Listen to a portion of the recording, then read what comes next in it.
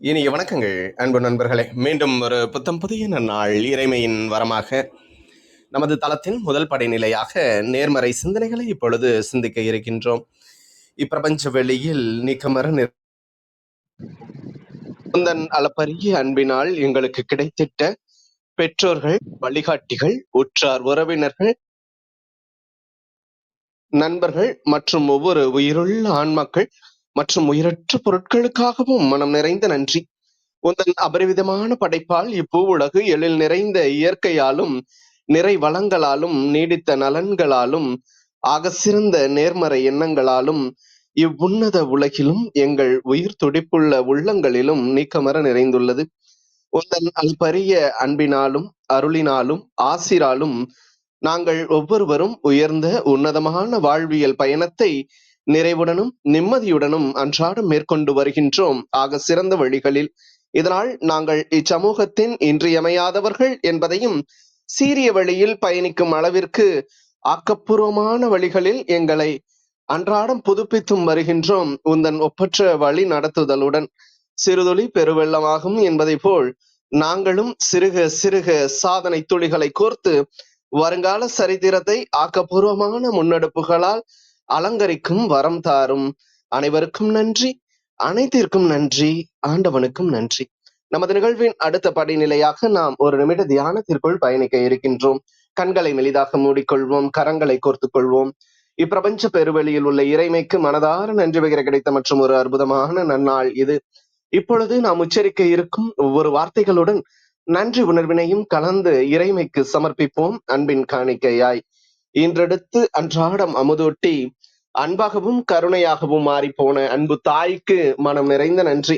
ஒவ்வொரு நாளையும் ஒவ்வொரு பொழுதையும் தமது உழைப்பாலும் தியாகத்தாலும் குடும்பத்தை நிறைத்து அறிவாகவும் ஆற்றலாகவும் மாறிப்போன அன்பு தந்தைக்கு மனம் நிறைந்த நன்றி. பரிசுத்தமான இயற்கையை பரிசளித்து சென்ற நம் முன்னோர்கள் ஒவ்வொருவருக்கும் மனம் நிறைந்த நன்றி. கற்பித்தல் என்னும் இனிய அனுபவங்கள் வாயிலாக அன்றாட பொழுதுகளை அர்த்தமுள்ளதாக்கும் ஆசிரிய பெருந்தகைகள் ஒவ்வொருவருக்கும் மனம் நிறைந்த நன்றி. இப்பிரபஞ்ச பூ உலகினுள் பயணித்துக் கொண்டிருக்கும் பயணிக்க இருக்கின்ற ஒவ்வொரு உயிருள்ள ஆன்மாக்களுக்கும் மனம் நிறைந்த நன்றி. உயிரற்ற பொருட்களாய் வாழ்வின் உடன் வழித்துணையாய் வாழ்வின் பாதையை என்றென்றும் நிறைக்கும் உயிரற்ற பொருட்களுக்கும் மனம் நிறைந்த நன்றி. இப்பிரபஞ்ச பூ உலகினை தமது பேரன்பாலும் பேரருளாலும் பேராசிராலும் ஆண்டு அரவணைத்து காத்து வரும் அந்த ஆண்டவனுக்கும் நன்றி. இப்பொழுது நமது சுவாசத்தின் ஓசையில் அது பயணிக்கும் பாதைகளில் நாமும் ஒரு நிமிடம் இணைந்து பயணிப்போம். நம் மூச்சின் சுவாசத்தினை சீர்மைப்படுத்தியவர்களாய்.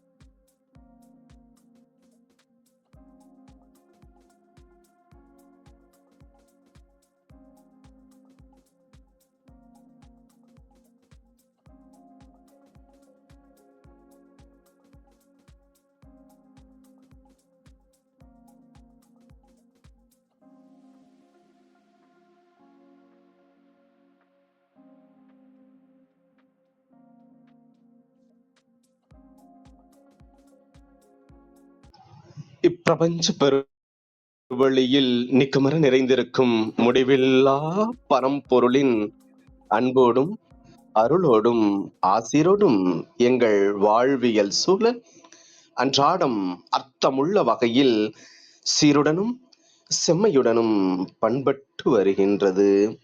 இதனால் இச்சமூகத்தின் சீரிய சிறந்த முன்மாதிரிகளாக நாங்கள் திகழ்வதோடு நில்லாமல் பல்வேறு சாதனைகளையும் அதன் வாயிலாக சரித்திரங்களையும் படைக்கும் அற்புத படைப்பாளிகளாக பரிணமிப்போம். இறைமைக்கு நன்றி.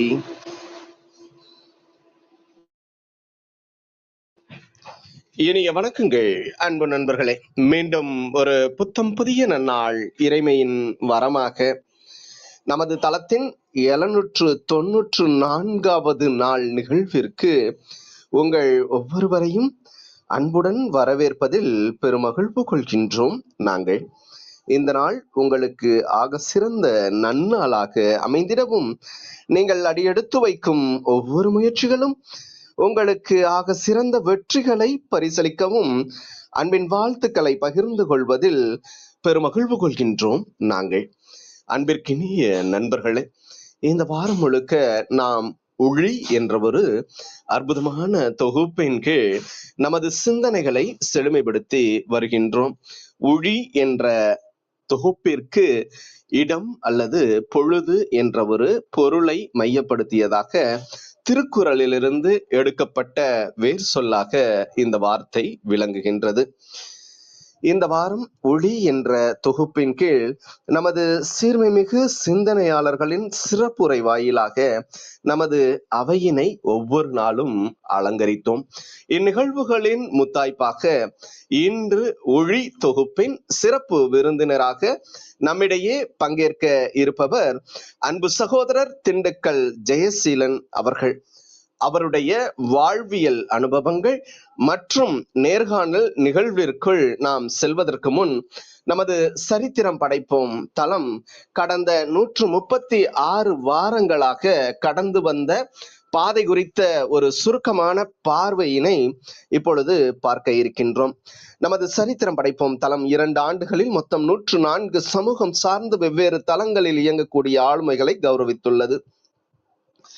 3ஆம் ஆண்டின் முதல் சிறப்பு விருந்தினராக 105வது வாரம் நற்பணி தொகுப்பில் பழங்குடி மக்களுக்கான மருத்துவ சேவை மற்றும் தமிழ்நாடு அரசின் சிறந்த மருத்துவர் விருது பெற்ற மருத்துவர் அனுரத்னா அவர்கள் பங்கேற்றார். 106வது வாரம் நற்பொருள் தொகுப்பில் பட்டிமன்ற நடுவர் திண்டுக்கல் பாஸ்டின் அவர்கள் பங்கேற்றார். 107வது வாரம் ஞானவெளி தொகுப்பில் மலைவாழ் மாணவர்கள் வாழ்வில் மலர்ச்சியை ஏற்படுத்தும் ஆசிரியை மகாலட்சுமி அவர்கள் பங்கேற்றார். 108வது வாரம் தமிழர் திருநாளை சிறப்பிக்கும் வகையில் தமிழ்துறை தலைவர் திருமிகு தேவகி அவர்கள் சிறப்பு விருந்தினராக பங்கேற்றார். 109வது வாரம் தைத்தமிழ் தொகுப்பில் ஆசிரியர் திருமிகு கோதை அம்மாள் அவர்கள் பங்கேற்றார்.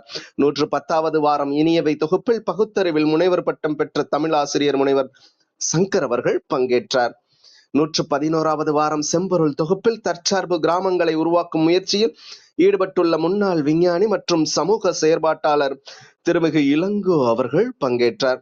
112வது வாரம் மணற்கேணி தொகுப்பில் கவிஞர் தமிழ் ஆசிரியர் மாடக்குளம் விஜயகுமார் அவர்கள் பங்கேற்றார். 113வது வாரம் அஞ்சாமை தொகுப்பில் சமூக ஆர்வலர் திருமிகு விவேக் அவர்கள் பங்கேற்றார். 114வது வாரம் அருளுலகம் தொகுப்பில் 45 வருடங்களுக்கு மேலாக பல்வேறு தளங்களில் சமூக பணியாற்றி வரும் முனைவர் நளினி கேசவராஜ் அவர்கள் பங்கேற்றார். 115வது வாரம் அகடுவு தொகுப்பில் அமெரிக்கா சிறப்பு குழந்தைகள் மற்றும் அவர்களின் குடும்பங்களுக்கு வழிகாட்டி வரும் திருமிகு மீனா கல்யாண சுந்தரம் அவர்கள் பங்கேற்றார்.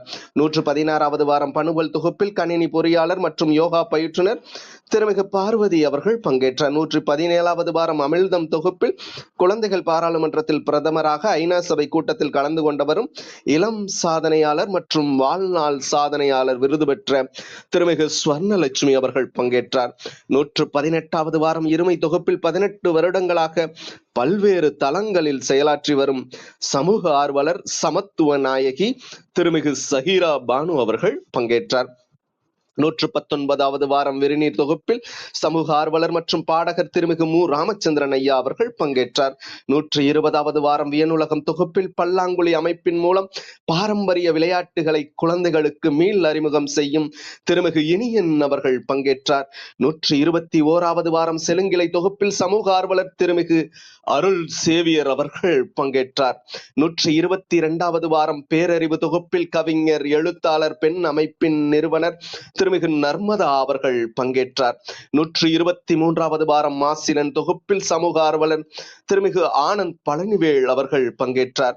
124வது வாரம் பேரறிவு தொகுப்பில் விஞ்ஞான ரதம் மூலம் கிராமப்புற மாணவர்களுக்கு விஞ்ஞானத்தை கொண்டு சேர்க்கும் சமூக செயற்பாட்டாளர் திருமிகு அறிவரசன் அவர்கள் பங்கேற்றார்.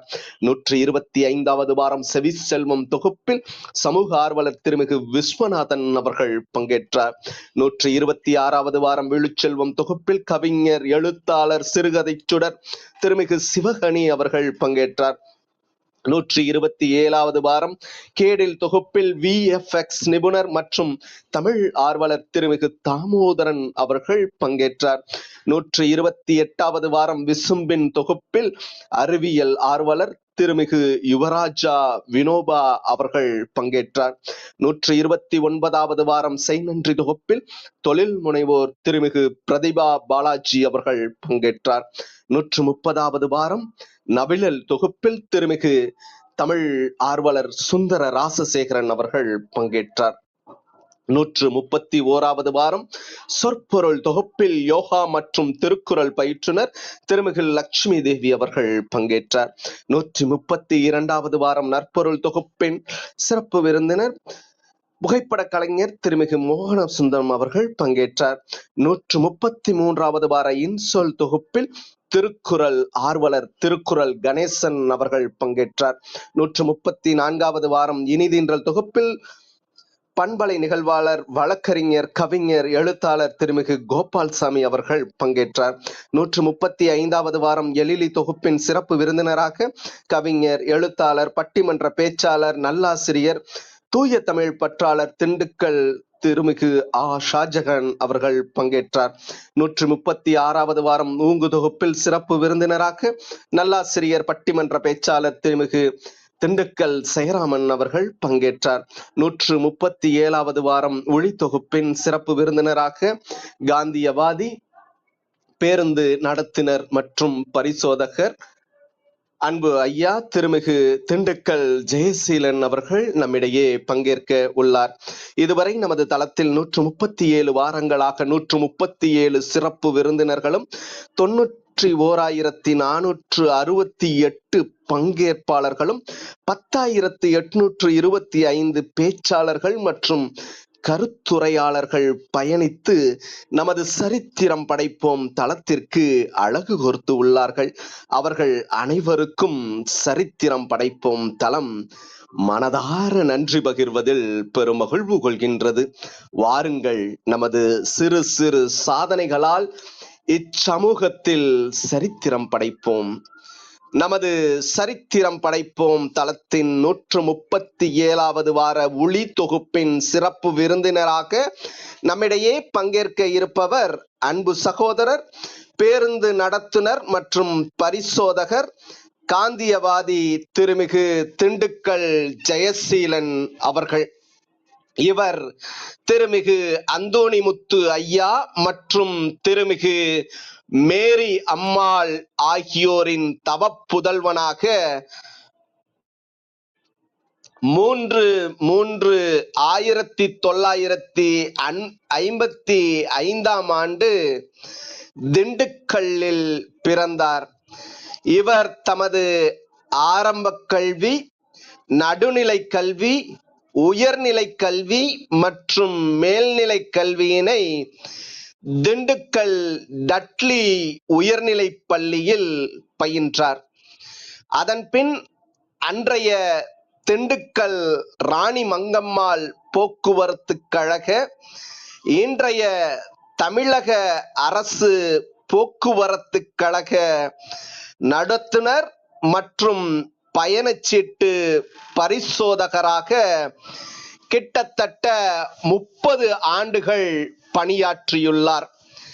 திண்டுக்கல், கம்பம், தேனி, குமுளி, மதுரை போன்ற பகுதிகளில் இவர் தமது பணிகளால் நிறைந்துள்ளார்.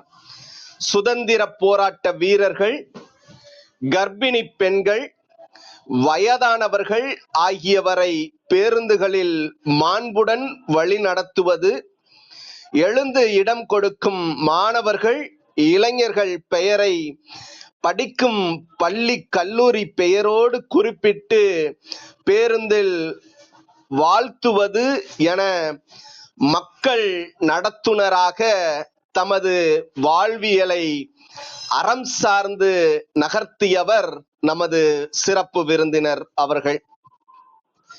காந்தியவாதியாக காந்தியின் மன வலிமை ஒன்றே நமக்கான சுதந்திரத்தை பெற்று தந்துள்ளது என்பதை சோர்ந்து புலம்பி விரக்தி அடைந்து தவிக்கும் மக்களுக்கு எடுத்துச் சொல்லி உணர்த்துவதோடு நில்லாமல் தமது வாழ்வியலாக்கியும் வருபவர் நமது சிறப்பு விருந்தினர் அவர்கள். எல்லோருடனும் அவர்கள் உணர்வுகளை புரிந்து கொண்டு சுமூகமான போக்கை கடைபிடிப்பதன் வாயிலாக விருப்பு வெறுப்புகளற்ற உண்மையான மனிதமாக மலர இயலும் என்பதை தமது நடத்துனர் பணி வாழ்வில் வாழ்வாக்கி வாழ்ந்தவர் நமது சிறப்பு விருந்தினர் அவர்கள். இராணுவத்தில் பணியாற்றி இறந்தவர்களின் துணைவியர்களுக்கு ஓய்வூதியம் இல்லாத அந்நாட்களில் ராஜீவ்காந்தி அவர்கள் ஆட்சியின் பிறகு அதற்கான சட்டம் வர அதை கிட்டத்தட்ட 10 பெண்களுக்கு பெற்று தந்தவர் நமது சிறப்பு விருந்தினர் அவர்கள்.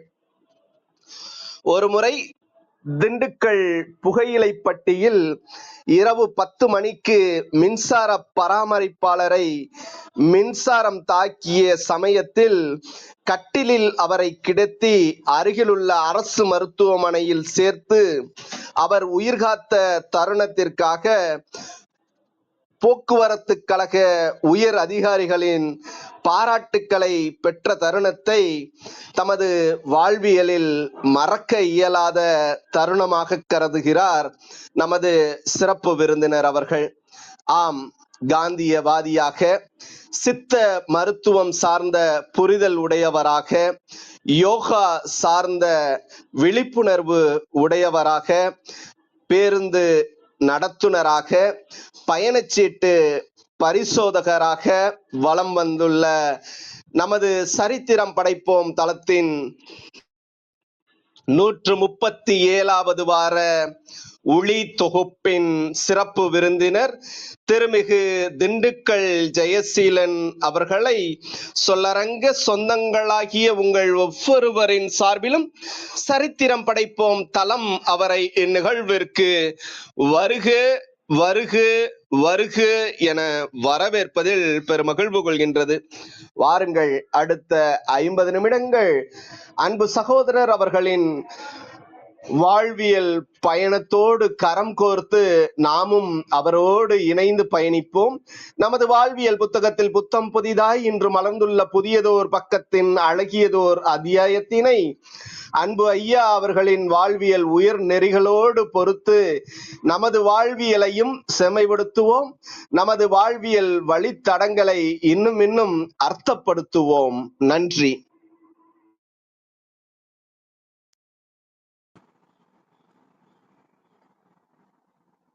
வணக்கம் அனைவருக்கும். வாசிப்போம் நேசிப்போம் ஒளி சிறப்பு விருந்தினராக என்னை அழைத்ததுக்கு நன்றி கலந்த வணக்கத்தை தெரிவித்துக் கொள்கிறேன். இந்த சிறப்பு விருந்தினருக்கு என்னை அழைத்ததுக்கு தன்னம்பிக்கையை ஊற்றியது. அதாவது எனக்கு ஒரு நம்பிக்கை இல்லாமல் இருந்தது, எப்படி பேசுவோம் என்று. ஆனால் நடந்த சமாச்சாரம், நடந்த விஷயங்கள் சர்வசாதாரணமாக நீங்கள் தன்னம்பிக்கையோட பேசுங்கள் என்பது தன்னம்பிக்கையை ஊற்றிய ஒளி சிறப்பு விருந்தினர் பகுதிக்கு நன்றியை தெரிவித்துக் கொள்கிறேன். ஒவ்வொரு மனிதன் வாழ்க்கையிலும் பல விஷயங்களை, பல அனுபவங்களை நாம் தெரிந்து கொள்ள வேண்டும். நாம் படிக்கின்ற பொழுது எனக்கெல்லாம் படிப்பு சரியாக வராது. அதாவது கடைநிலை கடைசி மாணவனாக தான் வருவேன். டீச்சர்கள் என்னோட பிறந்தவர்கள் 12 பேர் ஆசிரியர்களாக இருக்காங்க. நான் தான் கடைசி மாணவன், 12வது பையனா பிறந்தேன். உங்களுக்கு நம்முடைய எண்ணங்களும் சிந்தனையும் தான் ஒரு நிகழ்ச்சியை வலுப்படுத்தும் என்பது போல 12வது பிள்ளையாக நான் பிறந்தேன். நான் வந்து பள்ளிக்கூடத்துல படிக்கும்போது கடைசி மாணவனாக தான் இருந்தேன். ஆனால் எனக்குள் நம்முடைய எண்ணங்களை வலுப்பட்டு முடியும் என்ற எண்ணத்துடன் எனக்கு ஆர்வம் ஏற்பட்டு படிக்க முயற்சித்தேன். அப்பொழுதுதான் தெரிந்தது இயற்கை வைத்தியத்தை தெரிஞ்சுக்கணும். சித்த வைத்தியத்தை கிடைக்கிற வண்டி பேருந்தில் பயணம் செய்கின்ற பொழுது சித்த வைத்திய மகிமையெல்லாம் தெரிந்து கொள்ளப்பட்டேன். எனக்கு இயற்கையாகவே சித்த வைத்தியத்தில் நம்பிக்கை இல்லை. வீட்டில் பேசுவார்கள், கீரை சாப்பிட்டா நல்லது, கறி சாப்பிட்டா நல்லது, இந்த மாதிரி சின்ன சின்ன விஷயங்களை வந்து வீட்டில் வந்து சமைக்கும் போது சொல்லிக் கொடுப்பார்கள். அப்பொழுது அம்மா சொல்வது போல இயற்கை வைத்தியத்தில் எனக்கு நம்பிக்கை ஏற்படுது. அப்பொழுதுதான் சித்த வைத்தியத்தை பத்தி எனக்கு ஒரு ஆர்வம் ஏற்பட்டு கீரைகள், வல்லாரைக்கீரை என்ற வாழ்க்கை வல்லாரைக்கீரை பத்தி இருக்கும். மூளை வளர்ச்சி நன்கு சொன்னோடனே நானா கடையில போய் வாரத்துக்கு 2-3 தடவை வல்லாரைக்கீரையை வாங்கிட்டு வந்து வேக வச்சு வீட்டு தொந்தரவு கொடுக்காம சாப்பிட்டாங்க. அப்போ மூளையினுடைய வளர்ச்சி ஏற்பட ஆரம்பிச்சிச்சு. என்றைக்கு ஒரு கடைசி மாணவராக இருந்தாலும் அப்பொழுது பள்ளி பட்டத்துல நான் படிக்கிற 8வது 9வது 2வது ரேங்க் முதல் ரேங்க் வர ஒரு வாய்ப்பு கிடைச்சது. ஆகவே தன்னம்பிக்கை வாழ்க்கையில வந்து நம்ம வந்து சோர்ந்து போடக்கூடாது. படிப்பு வரலையே, முயற்சி இருக்கு, உயர்ந்த படிப்புக்கு போலியே அப்படின்னு நினைக்க கூடாது. கிடைச்ச வேலையை வந்து நம்ம ஒரு கண்டக்டர் தான். கண்டக்டரா இருந்தாலும் அதில் பல அனுபவங்கள் சிறந்த வேலையாக நான் கருதுகிறேன். கண்டக்டர் வேலை வந்து சாதாரண வேலை கிடையாது. அது பல மக்களை சந்திக்கின்ற ஒரு விஷயம் இருக்கும். இந்த என்னுடைய அனுபவங்களை வந்து பலர் இடப்பிடிப்பு சண்டை போடுவார்கள், தண்ணியை போட்டு மதுபானங்கள் சாப்பிட்டு வருவாங்க, இடத்த பிடிப்பு சண்டை, இப்படி பல விஷயங்கள் நடக்கும். இதெல்லாம் மீறி எல்லாத்தையும் சமாதானப்படுத்தி அவன் டிக்கெட் வாங்காம இருப்பான். ஆனா சண்டை போடுற நோக்கத்தை உடனே அவங்க சொந்தக்காரங்கள்ட்ட நம்ம சொல்லி, இந்த மாதிரி உங்க சித்தப்ப தண்ணி போட்டிருக்காரு, நாளைக்கு ஸ்டேஷனுக்கு போனா உங்க குடும்பத்துக்கு அவமானம் ஏற்படும். என்ன ஐயா நான் டிக்கெட் வாங்கிக்கிறேன். அடுத்த நாள் போதை தெரிஞ்சு அடுத்த நாள் என்னப்பா இந்த மாதிரி தண்ணியை போட்டு நீ பாட்டுத நடு பஸ் சீட்ல சாஞ்சுக்கிட்டு வந்தியே அப்படின்னு, மன்னிச்சுக்க சார், இந்த சார் இல்ல சித்தப்ப மையம் கொடுத்துட்டாரு. இப்படி சுமூகமான பிரச்சனைகளை வந்து நம்ம அனுபவங்களை வந்து செஞ்சுட்டு பிரச்சனைகள் வந்து பெரிய பிரச்சனை ஏற்படாம தடுக்கிறதுக்கு வாய்ப்பு இருக்கு. நடத்துனர்கள் வந்து அவங்க நம்ம சண்டை போடுற நோக்கத்தோட வரமாட்டாங்க. அப்ப பிரச்சனையை வந்து சமாளிக்கிறது ஒரு சேவைத்துறையாகவும் நம்ம நடத்துனர் பணியை வந்து நம்ம ஆரம்பிச்சுக்கலாம், வச்சுக்கலாம். எப்படி என்றால், ஒரு புறம் ஒரு வெங்கடு என்ற ஒரு வயர்மேன் என்பவர் எங்களுக்கு அப்பொழுதுதான் டீ காப்பிலாம் வாங்கி கொடுப்பார். அவர் வந்து மேல லைட் மரத்தில் ஏறும்போது லைட்டை ஆன் பண்ணாம போட்டுட்டா கீழே விழுந்து விட்டார். உடனே நாங்க எங்க பேருந்தில் இருந்து நேர அரசு தலைமை மருத்துவமனை கொண்டு போனோம். இந்த புகழப்பட்டி நான் ஓடின புகழப்பட்டி மக்களை பெரிதும் பாராட்டினாங்க. மற்றவங்கள மேனேஜர்கிட்ட கையெழுத்து வாங்கணும், அங்க போன ட்ரிப்பு கட் ஆயிரும், நிர்வாகத்துக்கு நஷ்டம் எடுக்கணும். நிர்வாகத்துக்கு நஷ்டமா சேவையை தைரியமாக கூட்டி போனோம். நிர்வாகம் என்னை பெரிதும் பாராட்டு பெற்றது. அது மட்டுமல்ல, நான் சிறு வயதிலே ஆஸ்மா நோயால், அதாவது இழப்பு என்ற நோய் இருக்குது. நம்முடைய உணவு பழக்கங்கள் மூலம் ஜமாளிக்க முடியும், அதாவது வெற்றி பெற முடியும். உணவே அது மருந்து என்பது போல நான் வந்து முதலே எனக்கு வந்து டாக்டர் மருத்துவ அதிகாரி வந்து இந்த பச்சை தண்ணி தொடக்கூடாது, பஸ்ஸில் வேலை உட்காரக்கூடாது, காற்று சேராது, தூசி படாது. ஆனா வெற்றிலாம் மீன்றி என்னுடைய அனுபவங்கள் வந்து அதை உணவு பழக்க வழக்கம் சந்தோஷமா வந்து இன்றைக்கு தினசரி பச்சை தண்ணியில தான் குளிக்கிறேன், பழைய சாப்பாடு சாப்பிட்றேன், கூட வெங்காயத்தை செய்கிறேன். ஆஸ்மா எனக்கு ஒன்று நண்பனா ஆக்கிக்கிட்டோம். நாம விரோதியை நினைக்க கூட நோயா இருந்த இயற்கை உணவுக்கு மாறிட்டோமா எல்லாமே நண்பனாகும். அது மட்டுமல்ல, சில விஷயங்களை வந்து யோகாவுடைய இதை வந்து நம்ம தெரிஞ்சுக்க வேண்டியது. யோகா சாதாரண விஷயம் அல்ல. நான் போக்குவரத்து காலத்தை விளக்கும்போது காந்தி மிஸ்ல காரா கந்தசாமி ஆனாச்சின்னு ஒருத்தர் வந்து என்னை கூட்டி போய் யோகா பயிற்சிக்கு வந்து சொல்லி கொடுத்தாரு. யோகா பயிற்சி என்பது ஒரு அற்புதமான ஒரு ஆசனமாகும். அது சாதாரண விஷயம் இல்லை. யோகா என்பது சாதாரண விஷயம் இல்லை. உடம்பு முதல்ல வந்து முயற்சி தான். எடுத்தோடனே எல்லா விஷயமும் டக்குன்னு வராது, கிடைக்காது என்பது அனுபவத்தை நம்ம தெரிந்து கொள்வது. பத்மாசனம் செய்யறோம்னு வச்சுக்கோங்க. அதை செய்கின்ற போது நம்ம வந்து முதுகெலும்பை பத்தி நினைக்கணும். முதுகெலும்பு, தோள்பட்டை எலும்பு, கபால எலும்பு, இடுப்பு எலும்பு, பெல்விஸ் போன்றவற்றை பந்துக்கின் மூட்டை, கால் மடக்கும் போது பந்துக்கின் மூட்டு, காண்டிலைன், சேனை வகை மூட்டு போன்றவற்றை நாம் நினைத்துக் கொள்ள வேண்டும். ஒரு தியானம் பண்ற மாதிரி தான் இருக்கு. அப்ப யோகா நினைக்கும் போது முதுகெலும்பு நேராக இருக்கிறது. அது புஜங்காசனம் என்ற ஆசனம் செய்யும்போது நாம் கழுத்து நன்றாக வளையக்கூடிய ஒரு வாய்ப்பு இருக்கு. புஜங்காசனம் செய்கின்ற பொழுது கழுத்து, வயிறு, அடிவயிறு தாங்கும். அது மட்டுமல்ல, நம்முடைய கூன் நிமிர்ந்து இருக்கு. சில பேருக்கு சின்ன வயசுல கூன் விழுந்துரும். இந்த கூணுதெல்லாம் வந்து கூன் விழுகாம நம்ம தவிர்த்துக்கலாம். தலபாசனம், இது வந்து சிலபாசனம் என்பது ஒரு அற்புதமான ஒரு ஆசனம். சாதாரணமா வந்து நம்ம நடைப்பயிற்சியை காட்டிலும் இந்த ஸ்தலபாசனம் செய்யும்போது நம்முடைய அடி வயிற்று பாகங்கள் அமிங்கு கொடுக்கிறது. சிறுகுடல், பெருங்குடல், மலக்குடல் போன்றவற்றை வந்து அது ஒரு இருக்கு. நம்முடைய ஆண்களுடைய விந்துப்பை போன்றவர்களும் வலுப்பெறுகின்ற பெண்களுக்கு சூலகம் வலுப்பெறும். அதுபோல கல்லீரல், மண்ணீரல் போன்றவை தலபாசனத்துடைய சிறப்பு வந்து இது பண்ணுவல. அது மாதிரி மச்சாசனம் என்பது ஒரு நல்ல ஒரு நுரையீரலுக்கு வந்து, அதாவது நம்ம சாதாரணமா வந்து நுரையீரல் மூச்சு இழுக்கும்போது டைட்டன் காற்று என்று சொல்லிக்கிறோம். ஆழ்ந்த மூச்சு போது 1500 கன சென்டிமீட்டர் காற்று நுரையீரல் சிற்றறைகளுக்கு செல்கிறது. அதே இப்ப வெளிமூச்சு போது சேமிப்பு காற்று என்று சொல்லுகிறோம். இது வந்து 1500 சென்டிமீட்டர் ஆகும். ஆகவே நுரையீரல் இன்றியமையாத திறன். இந்த ஆசனம் செஞ்சு மச்சாசனம் செய்கின்ற போது இந்த மாதிரி வந்து நுரையீரலுக்கு ஆழ்ந்து ரத்த ஓட்டங்கள் காற்று சீரணிக்கப்படுது. அதே போல இதயமும் நன்கு துடிக்கப்படுது. மனிதனுடைய கைப்பிடி அளவு தான் இறுதியா இருக்கும். அந்த இருதயம் நிமிடத்துக்கு 75 தடவை துடிக்கிறது. மகாதமனியில் வென்ட்ரிக்கல் ஆரிக்கல் வென்ட்ரிக்கல் சுருக்கத்தின் போது 150 மில்லி அழுத்தத்துடன் மகாதமனி அரிச்சந்திர வாழ்வுகள் ரத்தம் வரும். இந்த மத்தியாசனம். அது மாதிரி இல்ல, சர்வாங்காசனம். சர்வாங்காசனம் செய்கின்ற பொழுது நாம் வந்து உடம்புல இருக்க நாளமில்லா சுரப்பிகள் பிட்யூட்டரி, பீனியல், தைராய்டு சுரப்பி, கணைய சுரப்பிகள், அட்ரீனல் சுரப்பிகள் இவையெல்லாம் வேலை செய்யறது சர்வாங்காசனம் மூலம். இப்ப சர்வாங்காசனம் செய்யும்போது கழுத்தில் குரல் இருக்க குரல் வலையுடன் இருக்கக்கூடிய தைராய்டு சுரப்பின்னு வைக்க. தைராய்டு சுரப்பிகள் என்ன செய்கிறது? தைராக்சின் டியோடைன் இந்த ஹார்மோனை சுவிக்கிறது. இதனால் உயிரினத்தை வளர்ச்சி, முதிர்ச்சி, நரம்பு மன்ற கிழக்குத்தன்மையை சரியாக்கிறது. அதே போல சர்வாங்காசனம் செய்கின்ற போது அட்ரீனல் சுரப்பிகள் வேலை செய்யாது. அதாவது சிறுநீரகத்துக்கு மேற்பரப்பில் உள்ள அட்ரீன் சுரப்பிகள் வந்து வேலை செய்கிறது. அட்ரீனல் சுரப்பிகள் என்ன செய்கிறது? 20 கிராம் எடை உள்ளது நாளமில்லா சுரப்பி அட்ரீனல் சுரப்பிகள், சிறுநீரக மேல் சுரப்பி சொல்றாங்க. இது வந்து புறணி பொருள், அகனி பொருள் என்று 2 பகுதியாக பிரிக்கும். புறணி பொருள் வந்து வெளிரிய மஞ்சள் நிறத்தில் உள்ளது. அகனி பொருள் என்பது எபினிபிரின் காரிருள் கொண்டது.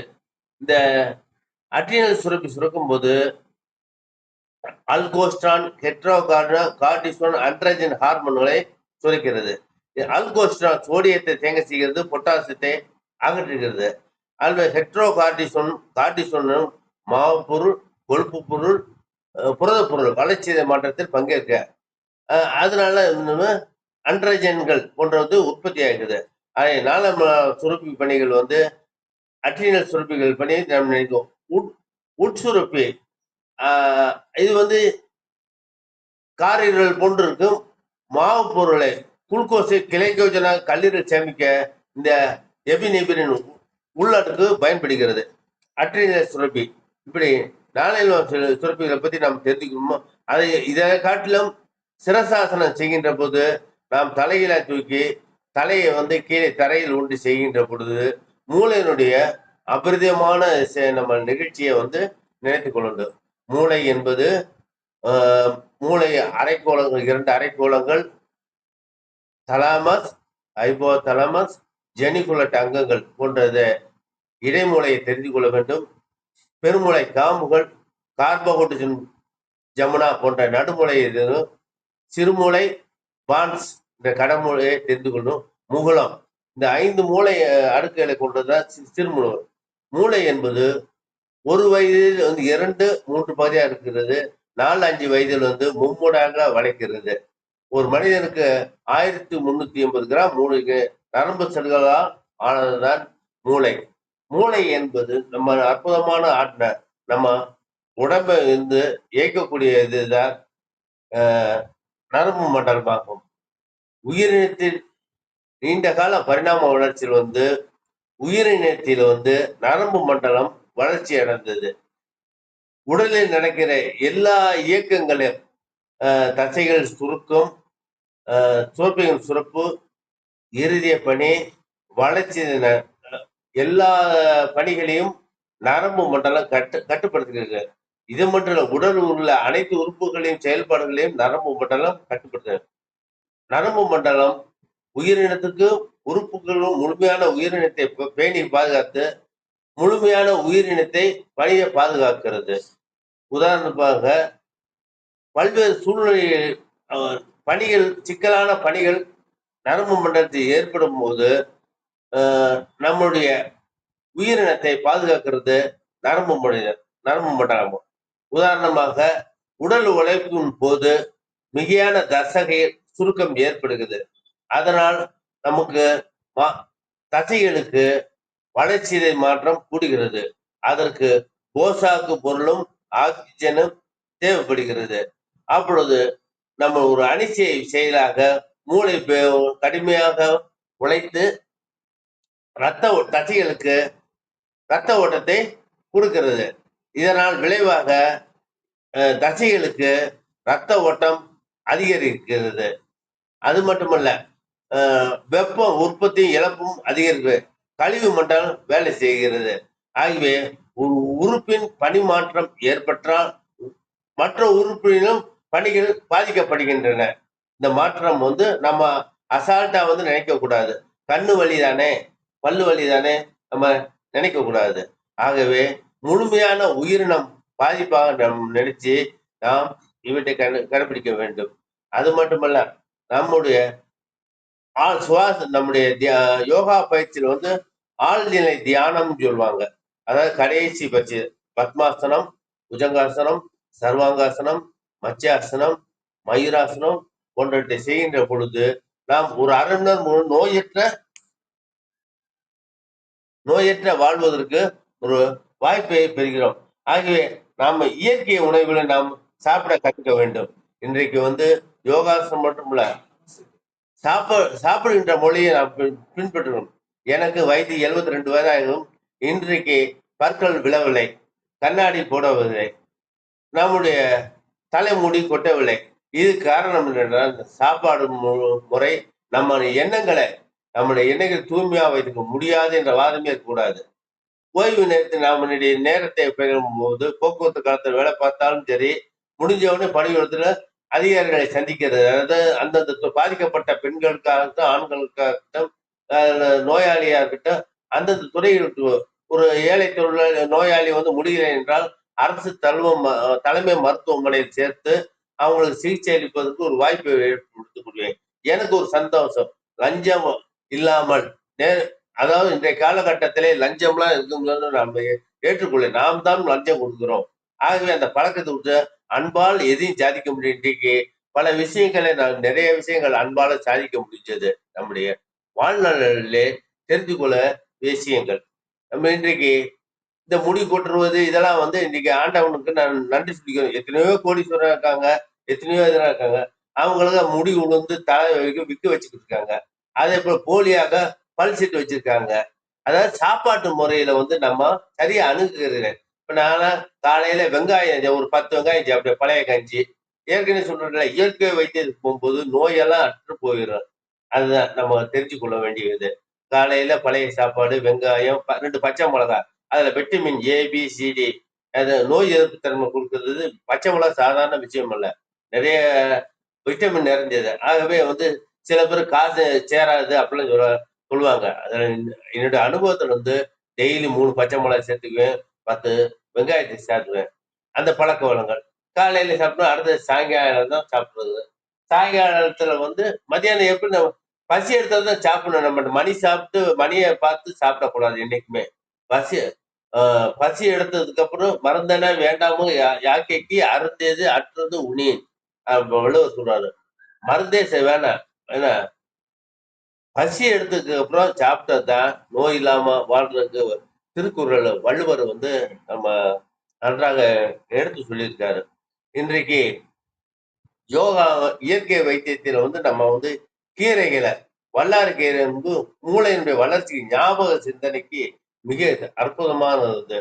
வாரத்துக்கு ஒரு நாள் 2 ரூபாய் ஒரு கீரை கட்டு. இப்ப இன்னைக்கு 20 ரூபா கீரை கட்டு வாங்க போனா போட்டு மாத்திரை 100 ரூபாய் 200 ரூபாய் மாத்திரைக்கு வாரத்துக்கு ஒரு நாள் கீரை சாப்பிடுறது தப்பு கிடையாது. கீரை, கீரை, நெல்லிக்காய், அருமையான நெல்லிக்காய். இப்ப எல்லாம் ஒரு 25 ரூபா கொடுத்தேன், ஒரு 15 நெல்லிக்காய் கொடுக்குறாங்க. அந்த நெல்லிக்காய் நைட்டு சாப்பிட்டு படுக்கும்போது சில பேர் சொல்லுவாங்க சளி பிடிக்கும்னு. எங்க வீட்லயே சொல்லுவாங்க, ஐயோ நெல்லிக்காய் நைட்டு சாப்பிட்டீங்கன்னா சளி பிடிக்குமே. அவங்களே ஆச்சரியப்படுவாங்க. ஏன்னா மனைவி என்பது ஒரு அற்புதமான ஆற்றல். அது வாழ்க்கையில முன்னேறணும்னா மனைவி முக்கியமான காரணம். குடும்பத்துல இருக்காங்க. ஏன்னு கேட்டா அவங்க மத்த இடத்துக்கெல்லாம் கறி விருந்தெல்லாம் போகும்போது மனைவி கிட்ட சொன்ன உடனே அவங்க அந்த முறையை பின்பற்ற உதவி சாப்பாட்டு முறையா இருக்கட்டும். இப்ப நெல்லிக்காய் பத்தி சளி பிடிக்கும், பக்கத்து வீட்டுக்காரங்க எல்லாம் சொல்லுவாங்க உங்களுக்கு நெல்லிக்காய் சளி பிடிச்சிங்கன்னா ஆத்மா வரும், நாளைக்கு சன்னி வந்துடும் அப்படிலாம் சொல்லுவாங்க. நான் சொல்லுவேன் நெல்லிக்காயில நிறைய வைட்டமின் இருக்கு. டெய்லி ஒரு 25 ரூபாய்க்கு வாரத்துக்கு 2 தடவை வாங்கி வச்சுக்கிட்டோம்னா நைட்ல படுக்கிறப்ப நெல்லிக்காய் அபிரிதமான சக்தி உடையது. இப்போ மாதுளம்பழம் கம்மியான கிலோ 50 ரூபான்னு சொல்லி நேத்தெல்லாம் ரோட்ல வந்துட்டாங்க. 1 கிலோ மாதுளம்பழத்தை வாங்கிட்டு போட்டுட்டேன். நம்ம கடையில போய் ஒரு 1500 ரூபாய் சாப்பிட்டேன் ஒரு விருந்து அப்படி சொல்றதை காட்டுல ஒரு சாப்பாடு எவ்வளையா 170 ரூபாய் சாப்பாடு, பெரிய சாப்பாடு. அதுக்கு பேசாம ஒரு 50 ரூபாய்க்கு நீங்க பாட்டுல இந்த மாதுளம்பழம், நெல்லிக்காய், சாதாரண ரோட்டு தள்ளு வண்டியில விற்கிற வெளியூருக்கு போறோம்னு வச்சுக்கோங்க. அப்போ பெரிய ஹோட்டல்ல சாப்பிட மக்காச்சோளம் விற்கிறாங்க 20 ரூபா. அந்த முதல்ல 10 ரூபான்னு வித்துருந்தாங்க, இப்ப 20 ரூபா. வேக வச்ச கடலை விற்கிறாங்க. சுண்டல் இருக்க வண்டியில வச்சு ஒரு 10 ரூபா தண்ணி பாட்டில் வாங்க. நீங்க ஆஸ்பத்திரிக்கு போக வேண்டிய அவசியமே. இயற்கை உணவுகளை நம்ம சேர்த்துக்கலாம். இப்ப யோகாசனத்தை பத்தி நம்ம சொல்லியிருக்கோம். இந்த யோகாவுடைய சிறப்புகள் இப்படி. அது அடுத்த போல மன வலிமை பத்தி நான் சொல்ல கடமைப்பட்டிருக்கேன். மன வலிமை என்பது மனிதனால் முடிய முடியாது. இப்ப இந்த தீபாவளி நேரத்திலாம் பார்த்தா பஸ்ல அவ்வளவு பெரிய கூட்டமா இருக்கும். தூங்கிட்டு இருப்பாங்க. மன வலிமைன்னா டிக்கெட் போட முடியாதுன்னு சொல்லிட்டு பயந்துக்கிட்டு ஒண்ணு. ஆனா நான் மன வலிமையோட அதாவது போட முடியும் அப்படின்னு சொல்லிட்டு தன்னை அவ்வளவு டிக்கெட்டையும் போட்டு எந்த ஒரு குற்றச்சாட்டு இல்லாம மிஸ்ஸிங் இல்லாம டியூட்டி பார்த்தோம்னா மன வலிமைக்கு எடுத்துக்காட்டாக இருக்கிறது. அதே போல எந்த துறையா இருந்தாலும் நம்ம சிரிச்ச முகத்தோட இனிய முகத்தோட ஏற்றுக்கொள்ளணும். வெட்கப்படுவதோ மற்றவங்களோ கூடாது. நம்முடைய வேலையை நாம் செய்கிறோம். டீ வாங்கிட்டு வருமா வீட்டுக்கு வாங்க, நான் போய் தாராளமா நான் போக்குவரத்து இன்ஸ்பெக்டரு இந்த காந்தியாவதி அப்படிலாம் சரி சங்கடப்பட மாட்டேன். நான் அரிசி வாங்கினா தூக்கிட்டு அரிசி வாங்கிட்டு வரிசையை நின்று அரிசி வாங்கிட்டு வருவேன். இப்படி நம்ம நாம வேலைகளை செய்கின்ற போது பிறருக்கு தொந்தரவு இல்லாத வாழ்க்கை. எந்த விஷயமா இருந்தாலும் கடைக்கு போகணுமா போயிட்டு வருவேன். அதான் பெண்கள் தான் செய்யணும் இல்லை, நம்மளாம் தாராளம் போய் வாங்கிட்டு வரலாம் போடலாம். அப்பதான் விலைவாசி எவ்வளவு உயர்ந்திருக்கு இதெல்லாம் நம்ம தெரிஞ்சு கொள்ள முடியும். அது போல நம்முடைய வாழ்க்கையில இல்வாழ்க்கை திருக்குறளை எடுத்துக்கிட்டோம்னா அற்புதமான ஒரு படைப்பு திருக்குறள். அதாவது திருக்குறள் என்பது என்ன, நாம் அறத்துப்பால், பொருட்பால், காமத்துப்பால் இவற்றை திருக்குறள் நமக்கு எடுத்து உரைக்கிறது. செந்தமிழ் நாட்டின் மொழியில் எழுந்தும் மன்னவர் பெயர் இல்லை, தெய்வம் வணக்கம் சொல்லியும் கடவுள் திருப்பெயர் தரவில்லை, மந்திரம் சடங்கு சமயங்கள் இல்லை. காரணம் ஏனென்றால் மனித குலத்தின் மனச்சான்றாக மலர்ந்தது திருக்குறள். ஆகவே திருக்குறளை நம்ம படிக்கின்ற போது ஒரு வாழ்க்கைக்கு ஒரு அற்புதமான ஒரு நமக்கு வழிகாட்டியா இருக்கு, திசை காட்டி. செல்லுகின்ற மனம் இருட்டா இருக்கின்றது, செல்லுகின்ற திசையும் இருட்டா இருக்கிறது. வழியை துருக்கி நமக்கு பாதையை துறக்கக்கூடிய நல்வழி காட்டக்கூடியது திருக்குறள். திருக்குறள் வழியில நம்ம பயணத்தை மேற்கொண்டோம்னா துன்பம் என்பதே கிடையாது. அதுபோல உலக பொதுமுறை நம்ம பாரதியார்லாம் சொல்லிருக்காரு, வள்ளுவன் தன்னை உலையனுக்கே தந்து வான்புகழ் கொண்ட தமிழ்நாடு பாரதியார் சொல்லியிருக்காரு. வள்ளுவனை பெற்றதே புகழ் வையகமே பாரதியார் சொல்லியிருக்காரு. ஆகவே இந்த திருக்குறளை வந்து நம்ம படிக்கிற போது நிறைய விஷயங்கள் தெரிஞ்சுக்கிறோம். திருக்குறளை வந்து உலக பொதுமுறை வந்து நம்ம வாழ்க்கையோடு கடைபிடிக்கின்ற போது நிறைய இருக்கு. சித்த வைத்தியமா மருந்து இருக்கிறேன், மருந்தேனா வேண்டாமும் யாக்கேறி அறந்தது போற்று உனேன் அப்படின்னு சொல்லி வள்ளுவர் சொல்லிருக்காரு. இறை வணக்கத்தையும் அதே போல எடுத்து அழகா சொல்லியிருக்காரு. இறைவனுக்கு அறத்துப்பால், பொருட்பால், காமத்துப்பால். இந்த அறத்துப்பால் வந்து பாயிரவியல், இல்லறவியல், துறவரையியல், ஊழியல். இந்த இதை வந்து அறத்துப்பால்ல வந்து திருக்குறள் நம்ம அறத்துக்குறோம். பொருட்பால்ல வந்து அரசியல், அமைச்சியல், பொருளியல், நட்பியல், துன்பவியல், துணியல் இவற்றை சொல்லுகிறது. காமத்துப்பால் கனவியல், கற்பியல் போன்றவற்றை சொல்லுகிறது. ஆகவே தனி மனித ஒழுக்கமும் அன்பும் பண்பும் நிரம்பிய குடும்ப உறவும் சமுதாயம் நலம் நாடும் சான்றோர் உத்தரவும் பின்னிய வாழ்வையே அறத்துப்பால் சொல்கிறது. ஆகவே நம்ம வந்து படிக்கின்ற போது அகர முதல எழுத்தெல்லாம் ஆதி பகவான் முதற்று எழுத்து. இது அற்புதமான இறை வணக்கத்தை வந்து இப்ப நான் பேசுறேன்னா பெற்றோருக்கு வணக்கம் செலுத்த வேண்டும். அவங்க பெற்றோர்கள் தான் நமக்கு கடவுள் மாதிரி.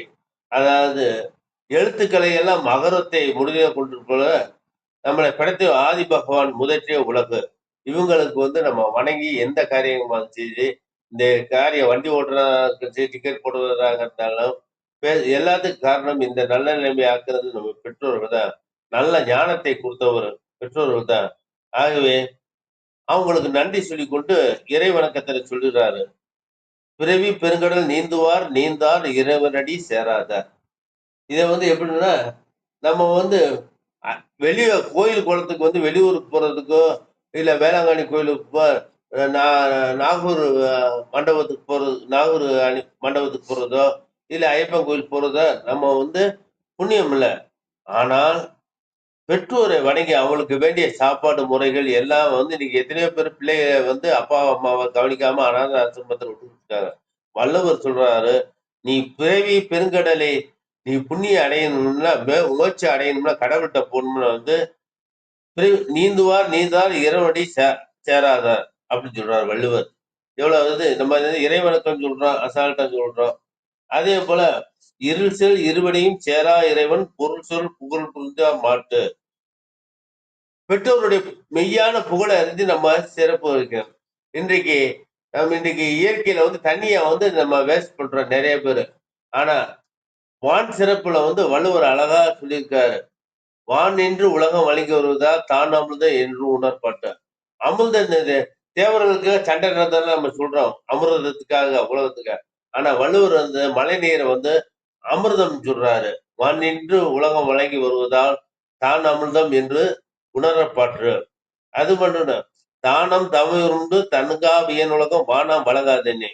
இந்த உலகத்துல வந்து தானம் தவறும் மழை பெய்யணும். மழை பெய்யறதுக்கு நம்ம என்ன செய்யறோம்? மரங்கள் வளர்க்கணும். எங்க பகுதியில வந்து அக்னி சிறைகள் மட்டும் மாலமுருகன் போன்றவங்களாம் இருந்தாங்க. அவங்கெல்லாம் வந்து பல்வேறு வேலைக்கு போனாலும் வாரத்துக்கு நாள் ஓய்வு நாள்ல வந்து அக்னி சிறைகள் கொண்டு நம்முடைய எங்கள் திண்டுக்கல் பகுதியில் பாலகிருஷ்ணாபுரத்தினுடைய 15வது அன்னை காமாட்சி நகர்ல வந்து மிக சிறப்பான முயற்சியில வந்து வள்ளுவர் காட்டிய வழியில வந்து அவங்க சமூக பணி செஞ்சுட்டு இருக்காங்க. அவங்க எதையும் எதிர்பார்க்கறதில்ல, யாரையும் கூப்பிட்டு விழாவுகள் நடத்துக விடுதல, நோட்டீஸ் அடிப்பதில்ல, எதையும் செய்யாம வந்து இளைஞர்களுக்கு நம்ம வந்து சிந்தனை காப்பதற்காக அவங்க வந்து இன்றைக்கு இளைஞர்கள் பெரும்பாலும் சினிமா மது போதைகள் ஈடுபாங்க. அந்த இளைஞர் அக்னி சிறகு மன்ற இளைஞர்களை பொறுத்த வரைக்கும் இன்றைக்கு வந்து விளையாட்டுத்துறை ஒன்றை உருவாக்கி அவங்க வந்து அவங்க இளைஞர்கள் மத்தியில சிந்தனையை தேவையில்லாம வெளி உலகத்துக்கு பரப்பாம காலையில விளையாட்டு, மத்தியானத்தில் விளையாட்டு, ஓய்வு நேரத்தில் விளையாட்டு, வாரத்தில் ஊர்மலை நிகழ்ச்சிகள் நடத்தி போட்டிகளை நடத்துறாங்க. அந்த மாதிரி இப்ப வந்து நம்ம வந்து சிறப்பா வந்து நம்ம வாழ்க்கையை அமைச்சு கொண்டு அதே போல நீத்தார் பெருமையில வந்து அழகா சொல்றாங்க வள்ளுவர் வந்து அந்தனர் என்போர் அறவோர் மற்ற பேருக்கும் செந்தன்மை பூண்டொழுகலான். எல்லா உயிரிட்ட அன்போடு நம்ம பழகுற வச்சு தீமை செய்யாம இருப்பதான் அந்தனர் என்று சொல்றாரு. மத யாரையும் குறிப்பிட்டு சொல்லல. அந்தனர் என்பது ஒரு தாழ்த்தப்பட்ட பட்டியல் இனத்த மக்களா இருந்தாலும் சரி, உயர்ந்தவங்க இருந்தாலும் தாழ்த்தப்பட்ட மக்கள் பிறர்கிட்ட அன்பு செய்யாம கெடுதல் பண்ணாம இருக்காங்களா, அவர்தான் அந்தனர் சொல்றாரு. ஆகவே வள்ளுவர் சொன்ன நீர்த்தார பெருமையில வந்து அந்தனர் என்போர் அறவோர் மற்றவர்க்கும் செந்தன்மை பூண்டவர்களால் அது. ஆகவே திருக்குறள் காட்டுற பதி அங்க ஜாதி சமயங்கள் எதுவும் கிடையாது. மனித இனந்தம் திருக்குறளை சொல்ற மாதிரி எந்த ஒரு மன்னவர் பெயரும் கிடையாது, ஜாதியின் பேரும் கிடையாது. மொழி செந்தமிழ் மொழி எழுந்து இன்னைக்கு உலகத்துக்கு ஒரு புதுமுறையாக இருக்கு. அது வந்து அரண் வலியுறுத்தலை பத்தி சொல்லுகிறது. மனத்துக்குள் மாசிலன் ஆதன் அனைத்து ஆளை நீர பெற. மனதில் குற்றமற்றவனாக இருந்து வாழ கத்துக்க, அதான் போதும். மனத்துக்குள் மாசிலன் ஆதன் அனைத்து அரண் ஆகுல நீர பெற. மனதில் மாசற்று இருப்பதே அனைத்து அறங்களும் அடித்தளமும், மற்ற அறநெறிகள் எல்லாம் ஆரவத்தன்மம், மற்றதெல்லாம் விளம்பரத்தை கொடுக்கிறது. அதுதான் வள்ளுவர் சொன்ன மாதிரி நம்ம வந்து மனசை வந்து சுத்தமா வச்சுக்கிட்டு வாழ கத்துக்கிட்டேன். இல்வாழ்க்கையை பத்தி அழகா சொல்றாரு. நம்மளாம் இன்னைக்கு 100 பவுன் 200 பவுன் கேட்கிறோம். ஆனா இல்வாழ்க்கையில வந்து வள்ளுவர் சொல்வது தம்பொருள் என்ப தம்மக்கள் அவர் பொருள் தம் தம்மும் வினையான் வரும். நம்முடைய குழந்தைகளுக்கு நல்ல வழியில் பொருள் நல்லவனாக உயர்த்த வேண்டும் என்பதுதான் அவர்கள் பொருள் சேர்க்கிற வழி. அத வள்ளுவர் வந்து இல்லற இல்வாழ்க்கையில வந்து அழகா எடுத்து சொல்றாரு. தம்பொருள் என்ப தம்மக்கள் அவர் பொருள் தம் தம் வினையால் வரும். பெற்றோருக்கு செல்வ பிள்ளைகளுக்குரிய செல்வம் அவர்கள் தன் நற்செயல்கள் தான் வரும்.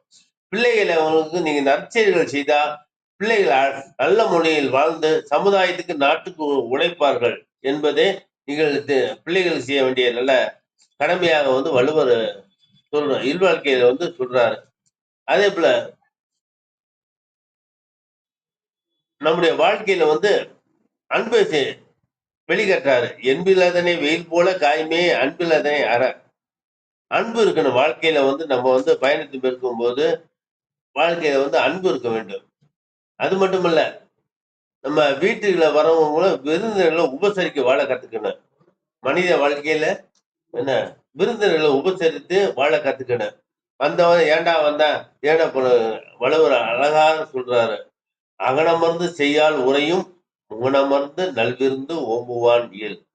முக மலர்ச்சியோட விருந்தினரை போற்றுவதோடு அவங்களுக்கு சாப்பாட்டு முறையில அகமலர்ச்சி இன்னும் கொஞ்சம் வேணுமா இன்னும் கொஞ்சம் வேணுமான்னு சொல்லி சொல்லணும். வாழ்க்கையில வந்து விருந்தோம்பலை வந்து திருக்குறள் வந்து அழகா சொல்லுது. மோப்பம் குலையும் அனிச்சம் முகம் தெரிந்து நோக்கம் குலையும் விருந்து. அதாவது விருந்தர்களை கடுஞ்சொல்லி நம்ம எதாவது மூஞ்சி சூழ்ச்சிக்கிட்டு சொல்லக்கூடாது. ஒரு பூவான் வந்து அனிச்ச மலரை வந்து நோந்து பார்த்தாலே வாடிவிடும். ஆகவே நம்முடைய வாழ்க்கையில வந்து விருந்தினர்களை நல்லபடியாக இனியவை கூறல் நல்ல வார்த்தைகளை எப்பொழுதும் கத்துக்க வேண்டும். அகனமர்ந்து ஈதலின் நன்றியை முகனமர்ந்து இன்சொல்லாக பெறேன். அது போல நம்ம வாழ்க்கையில வந்து நல்ல இதை விஷயம் தெரிஞ்சுக்கணும். அதே போல எக்காரணத்தை கொண்டு வள்ளுவர் காட்டிய வழியில வந்து செய் நன்றி எழுதார். இன்னைக்கு எத்தனையோ பேர் வந்து நன்றி மறந்துகிட்டு இருக்காங்க. அதான் வள்ளுவர் செய்யாமல் அழகா செய்யாமல் செய்த உதவிக்கு வையகமும் வானமும் ஆற்றல் அரிது. வள்ளுவர் எவ்வளவு அழகா சொல்றாரு பார்த்தீங்களா? ஒரு மனிதன் செய்யாம இருக்குது நம்ம செஞ்சுற உதவிக்கு வந்து வானத்தை உலகத்தையே கொடுத்தாலும் ஈகாகும். காலத்தினால் செய்த உதவி நன்றி சிறிதேனும் ஞானத்தில் மான பெறுது. அழகா எடுத்து சொல்றாரு. நன்றி மறப்பது நன்றன்று நன்றல்லது அன்றைய மறப்பது நன்று. செய் நன்றி எழுதுவது பத்து அழகா சொல்றாரு. அதே போல நம்ம வாழ்க்கையில வந்து அடக்கத்தை கையாள வேண்டும். அடக்கம் அமருள் உய்க்கும் அடங்காமை ஆறுள் உய்த்து விடும். இப்படி வள்ளுவர் வந்து அழகா எடுத்து சொல்லுகிறார். ஒவ்வொரு ஒழுக்க உடமையை பத்தி எடுத்துறார். பிறனின் விளையாமை புற உடமை புறத்தை வந்து இன்னைக்கு சண்டை செஞ்சுட்டு வராங்க. பொறாம வந்து பொறுக்கிறது அகழ்வாரை தாங்கும் நிலை போல தம்மை எழுவாரை பொறுத்தல் தலை. இப்படி அழகா வந்து வள்ளுவர் வந்து புறம் கூறாமை சொல்றாரு. பயனில் சொல்லாம இருக்கும் ஒவ்வொரு அறிதல் சொல்றாரு. ஈகை எப்படினாலும் இன்னைக்கு வரியார் கொன்று ஈவதே ஈகை மற்றெல்லாம் புதிய எதிர்ப்பை நீர தொடுத்து. அதே போல மனித வாழ்க்கையில் நம்ம சேர்ந்து மறிச்சாலும் புகழோட வாழ வேண்டும் சொல்றது. ஈதல் இசைப்பட வாழ்தல் அது வளர்ந்து ஊதியம் இல்லை உயிருக்கு. இப்படி வள்ளுவர் வந்து சொல்றார். வசை ஒழியரே வாழ்வாரே வாழ்வார், இசை ஒழிய வாழ்வாரே வாழாதவர் அப்படின்னு சொல்லிட்டு வள்ளுவர் வந்து அற்புதமா இப்படி திருக்குறளுடைய எல்லா அதிகாரமும் ஒழுக்க உடைமை, வாய்மை, வெகுளாமை, நிலையாமை, துறவு, ஊழ் இப்படி அனைத்து விஷயங்களும் ஆட்சியாளருக்கும் சொல்றாரு. முறை செய்து காப்பாற்றும் மன்னவன் மக்களுக்கு இறை என்று வைக்கப்படும். எவ்வளவு அழகா சொல்றாரு பாருங்க. வள்ளுவர் வந்து இயற்றலும் ஈட்டலும் காத்தலும் காத்த வகுத்தலும் வள்ளுதரசு. ஒரு ஆட்சியாளர்கள் அரசியலாளர்கள் திருக்குறளை கத்துக்கிட்டாங்கன்னா இந்த மாதிரி ஒரு இது வராது. காட்சி கிளியான் கடுச்சொல்லன் அல்லேனே மீக்கூறும் மன்னன் நிலம். அரசியல் ஆட்சியாளர் வந்து காட்சி கிளியவனா இருக்கணும். கவனத்தை பொதுமக்களை வந்து பார்க்கும் முறையில வந்து எளிய முறையில பார்க்கறதுக்கு அதே போல கல்வியை வந்து அந்த காலத்துல வள்ளுவர் சொல்லிட்டாரு. 2000 ஆண்டுகளுக்கு முன்னாடி கேடில் விழிச்செல்வம் கல்வி ஒருவருக்கு மாடெல்லாம் மற்றையவை இது வள்ளுவரா அழகா சொல்லிட்டாரு. கற்க கற்றற கற்பவை கற்றப்பினும் நம்ம படிக்கிறோம் அது போல வாழ கத்துக்கணும். அதுதான் கற்க கற்றற கற்பவை கற்ற பின் நிற்க அதுக்கு கல்வி அழகா இருக்கும். நம்ம கண்ணெல்லாம் இருக்குன்னு சொல்றாங்க. என்ன கண்ணுடையர் என்போர் கற்றோர் முகத்திரண்டு புண்ணுடையார் கல்லாதவர். எவ்வளவு கண்ணு பெருசு பார்வை நல்லா இருக்குன்னு சொல்லுவார். படிச்சிருந்ததே சொல்றாரு கண்ணு உடையவர் வள்ளுவர். அதே போல தொட்டனைத்து ஒரு மண்டக்கணி மாந்தருக்கு கற்றனைத்து ஒரு அறிவு. படிச்சுக்கிட்டே இரு. இப்ப என்னைய பொறுத்த வரைக்கும் நான் சும்மா இருக்க மாட்டேன். டிவி மெக்கானிக்ஸை படிக்கிட்டு இருப்பேன். அதே போல உடற்கூறு உடல் இயங்கியலை வந்து கத்துக்கிட்டு இருப்பேன். இப்படி வள்ளுவர் சொன்ன மாதிரி படிச்சுக்கிட்டே இருந்துக்கிறேன். வழியறிதல் அழகான திருக்குறள். சண்டை சிச்சுட்டு வராது. என்ன அதாவது என்னது சொல்றார் வள்ளுவர், அமைந்தால் கொழுகான் அளவறிவான் தன்னை வீந்தான் விரைந்து கொடும். பீலி பேச்சாகாட அச்சிறு அப்பண்டம் சால மிகுத்து பெயின். எவ்வளவு அழகா சொல்றாரு. ஆகவே திருக்குறளை நம்ம படிக்கின்ற போது நாம் தெரிந்து கொள்ள விஷயங்கள் நிறைய இருக்கிறது. அதே போல நம்முடைய வாழ்க்கையில வந்து நம்ம பார்க்க முடிய பொருட்கள் பார்க்க முடியாதவை என்று 3 பொருளா வந்து கூறலாம். மரம், செடி, கொடி இவற்றை வந்து நம்ம பார்க்கணும். திடப்பொருள், திரவ பொருள் இவற்றை வந்து நம்ம எடுத்து சொல்றோம். திடப்பொருள் மரம், செடி, கொடி இவற்றை வந்து திடப்பொருளாக சொல்லலாம். திரவ பொருள் தண்ணீர், பாதரசம், புரோமியம் இவற்றை வந்து நம்ம வந்து திரவ சொல்லலாம். வாயு பொருள் வாயு பொருள் ஆக்சிஜன், ஹைட்ரஜன் போன்றவற்றை வந்து வாயு பொருள். அதாவது அதுக்கு உருவமும் இல்லை வாசனையும் இருக்காது. ஆகவே இந்த 3 பொருளும் வந்து நம்ம வாழ்க்கையில வந்து நம்ம தெரிஞ்சுக்கக்கூடிய விஷயங்கள். நம்ம மூலப்பொருள் கூட்டு பொருள் என்று சொல்லுவாங்க. இந்த உலகத்துல வந்து எல்லாமே நீங்க நான் ஆண் பெண் என்ற பெண்களாக தான் நம்ம குழந்தை என்ற பிறல் இருக்கு. ஆகவே கூட்டு பொருள் மூலப்பொருள் என்று தெரிஞ்சுக்கணும். மூலப்பொருள் வந்து 102 மூலப்பொருள்கள் உலகத்துல இருக்குது.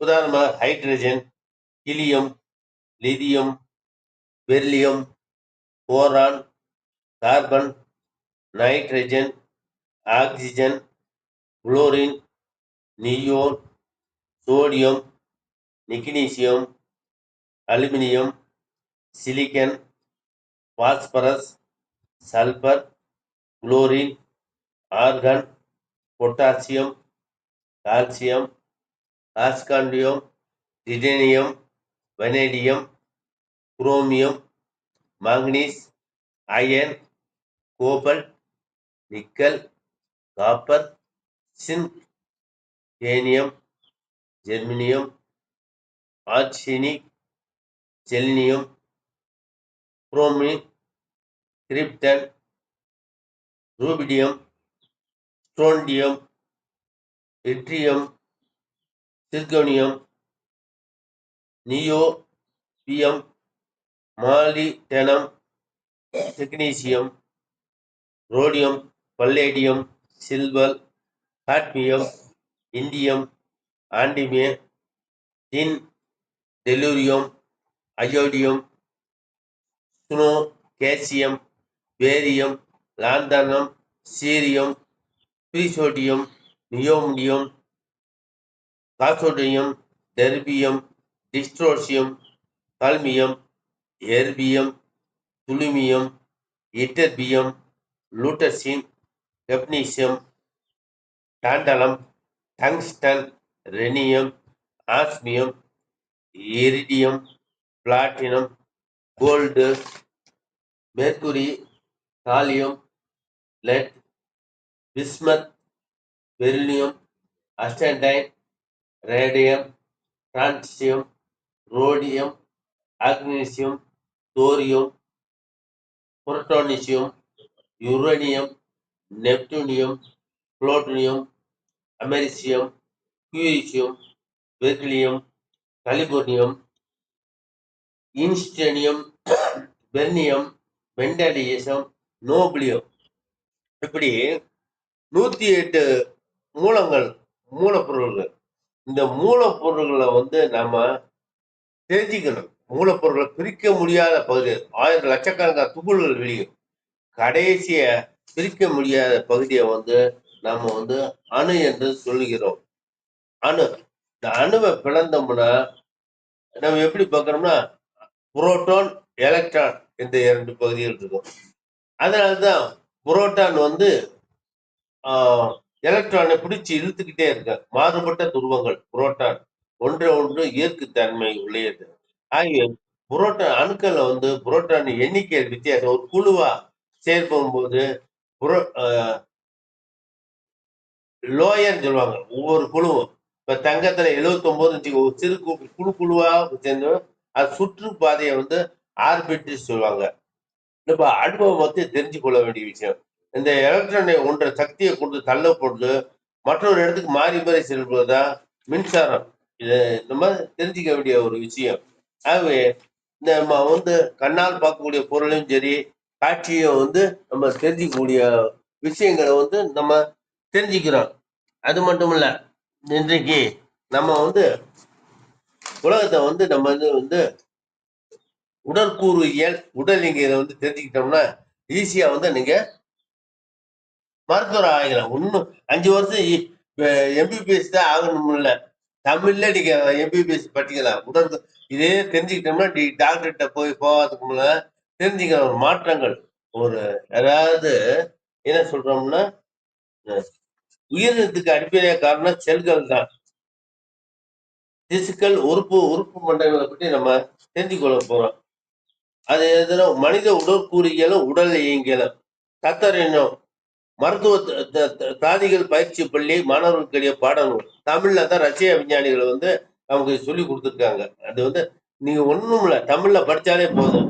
இது உயிரினங்களை பற்றி கூறும் உயிரியல் விஞ்ஞானமே உடற்கூறியல் மற்றும் உடல் இயலாகும். மனித இயங்கல் என்பது உயிரினங்களின் அமைப்பு பற்றி கூறும் விஞ்ஞானமாகும். மனித உடற்கூறியல் என்பது மனித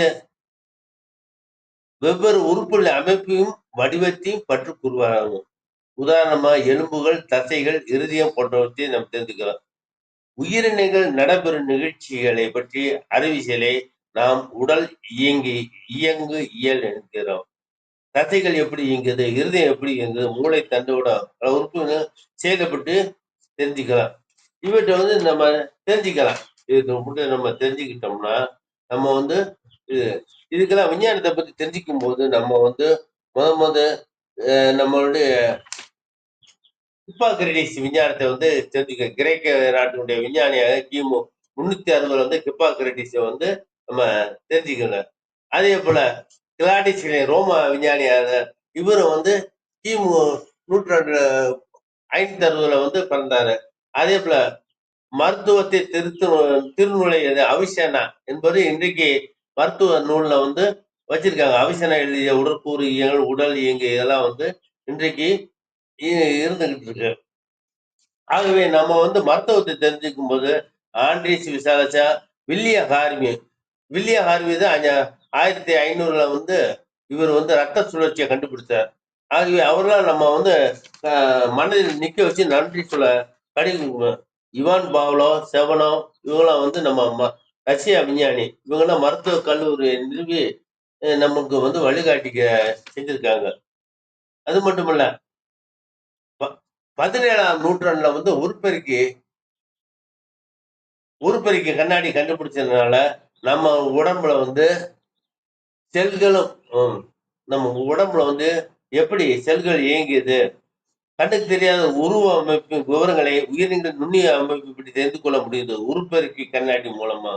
அதுக்கு முன்னால கண்டுபிடிக்க முடியலன்னா நம்ம விதவிதமா ஒவ்வொருத்தங்க மண்டை எப்படி இருக்கு அது இருக்குன்னு சொல்லிக்கிட்டு இருப்பாங்க. ஆனா உருப்பெருக்கி கண்ணாடி பொழுது மூலம் நம்ம உடலுடைய இதயம் எப்படி இருக்குது, நுரையீரல் எப்படி இருக்குது, மூளை எப்படி இருக்குது, இப்படி தெரிஞ்சுக்கொள்ள ஒரு விஷயத்த வந்து நம்ம தெரிஞ்சுக்கிறோம். ஆகவே நம்ம வந்து உடம்புல வந்து 4 வகை திசுக்கள் இருக்குது. எபிதேலிய திசு, இணைப்பு திசு, தசை திசு, நரம்பு திசு. இவற்றை செயல்பாடை கொண்டுதான் 4 வகை உடம்புல எவ்வளவு பெரிய பணக்காரனா இருந்தாலும் ஏழையா இருந்தாலும் 4 வகை திசுக்கள் தான் இருக்கணும். நம்ம வந்து உடற்கூறையை படிக்கும்போது எலும்பு மண்டலத்தை பத்தி நம்ம தெரிஞ்சுக்கலாம். எலும்பு மண்டலம் தெரிஞ்சு ஆஸ்டியோபிளாஸ்ட் செல்களால் ஆனது. அதுல செரிமான மண்டலத்தை பத்தி நம்ம தெரிஞ்சுக்கலாம். செரிமானத்துக்கு மண்டலத்துல வந்து எப்படின்னா நொதிகள் நம்ம எச்சியை வந்து தேவையெல்லாம் துப்பக்கூடாது. ஏன்னா மாவு பொருளை ஜீர்ணிக்கக்கூடிய நம்ம மால்டோஸ், மியூசியம், டைலன்ற பொருள் இருக்கு. ஆகவே எத்தனை பேர் அந்த பேருந்து ரொம்ப புளிச்சு எச்சி துப்புவானுங்க. கேட்டா பான் புறாக்கு போட்டுக்கிட்டுங்க. எச்சியினுடைய மருத்துவம் வந்து அற்புதமான மருத்துவம். ஆகவே எச்சியை உமிழ்ந்து எனக்கு துப்பு வேணாம். நம்ம பாதுகாக்க வேண்டும். அதே செரிமான மண்டலத்தை தெரிஞ்சுக்கலாம். மூச்சு மண்டலத்தை நம்ம தெரிஞ்சுக்கும் போது நம்ம புற சூழ்நிலையுடைய உறவுகளை வந்து தெரிஞ்சு கொடுக்கிற போது காற்றின் மூலம் வாயு பரிமாற்றத்தின் மூலமா வந்து நம்ம தெரிஞ்சுக்க வாய்ப்பு இருக்கிறது.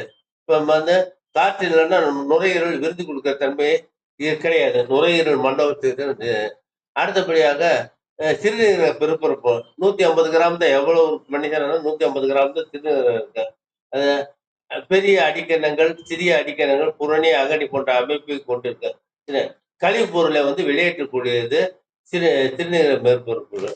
அதே போல நரம்பு மண்டலத்தை மட்டும் தெரிஞ்சு கொள்ளும் போது நம்ம அற்புதமா உடல்ல இருக்கக்கூடிய எல்லா விஷயங்களுக்கு நடக்கிறதுக்கு நரம்பு மண்டலம் நியூரான் என்ற செல்களால் ஆனது.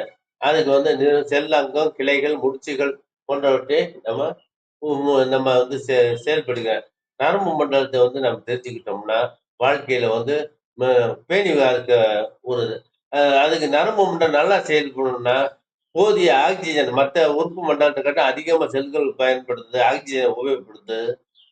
நரம்பு மண்டல செல்கள் நியூரான் இவற்றை வந்து அதுக்குதான் பீடி சிகரெட் எல்லாம் குடிக்க கூடாதுன்னு சொல்றது. ஏன்னா பீடி சிகரெட்டை கொடுத்தா நுரையீரலுக்கு வந்து ஆக்சிஜன் தான் போகணும். நம்ம கருவில வாயப்படும்.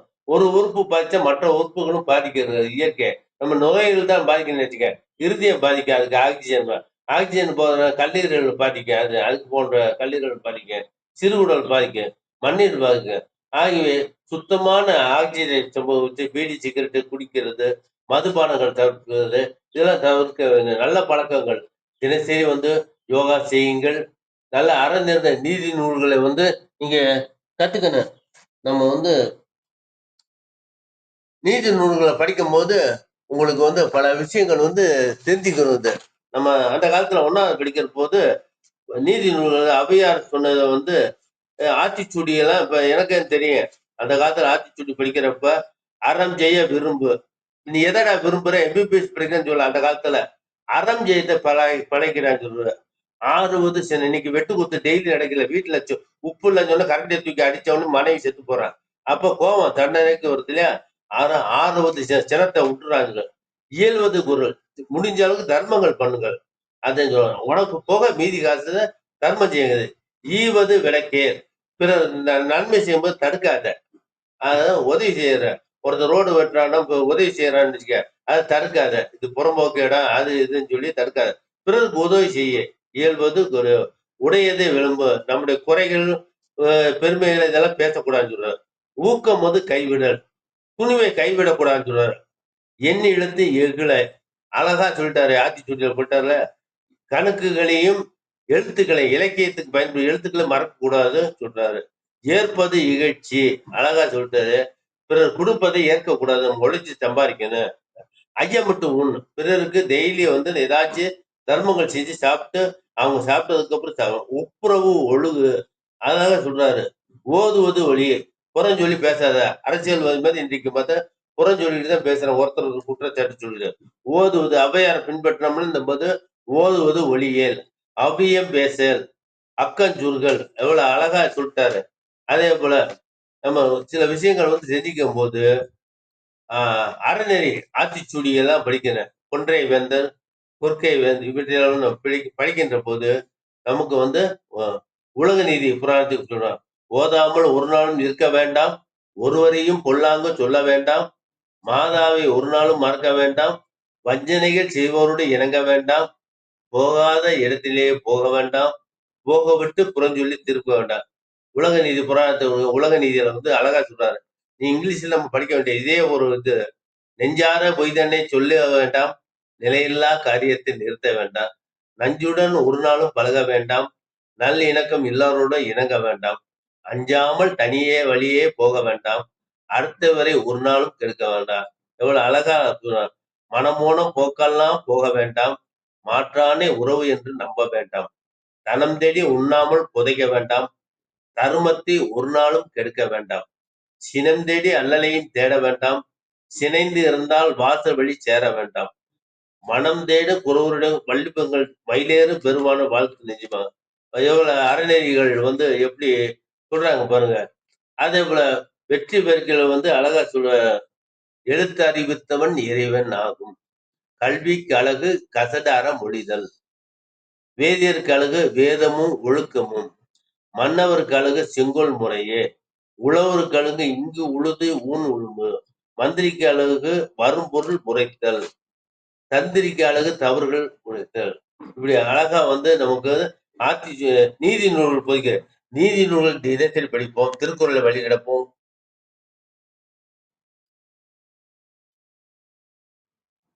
திருக்குறளை படிப்போம், நீதி நூல்களை படிப்போம், வாழ்க்கையில வந்து நல்ல வழிய முடிச்சுக்கலாம். ஆகவே யோகாசனம், திருக்குறள், நீதி நூல்கள் இவற்றை வாழ்க்கை வந்து அறநெறி பண்போட்ட வளர்ந்தோம் என்றால் இந்த நாள் இனிய நாளாக இருக்கும். வாட்ஸ்அப் நிகழ்ச்சியை அனைவருக்கும் நன்றி வணக்கம் செலுத்துகிறோம்.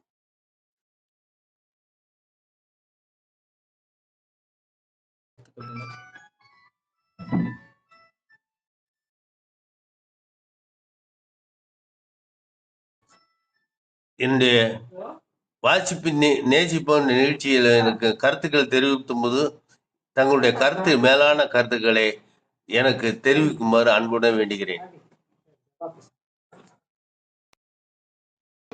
நன்றிங்க அன்பு ஐயா. மிகவும் சிறப்பான ஒரு அற்புதமான பகிர்தலை அதிகாலை அன்பு பரிசாக வழங்கிய தருணங்களுக்காக சொல்லரங்க சொந்தங்களாகிய அன்பு நண்பர்கள் ஒவ்வொருவருடனும் இணைந்து சரித்திரம் படைப்போம் தளம் தங்களுக்கு மனம் நிறைந்த நன்றிகளையும் வாழ்த்துக்களையும் பாராட்டுகளையும் பகிர்ந்து கொள்வதில் பெருமகிழ்வு கொள்கின்றது. அன்பிற்கினிய நண்பர்களே, நாம் அனைவரும் இணைந்திருப்பது சரித்திரம் படைப்போம் தளம். ஒவ்வொரு வாரமும் ஒவ்வொரு தொகுப்பு, ஒவ்வொரு நாளும் ஒவ்வொரு தலைப்பு, வார இறுதியில் சிறப்பு விருந்தினரின் அழைப்பு, ஞாயிறு தோறும் நமக்கான விடுப்பு என்ற அடிப்படையில் நமது தளம் இயங்கி வருகின்றது.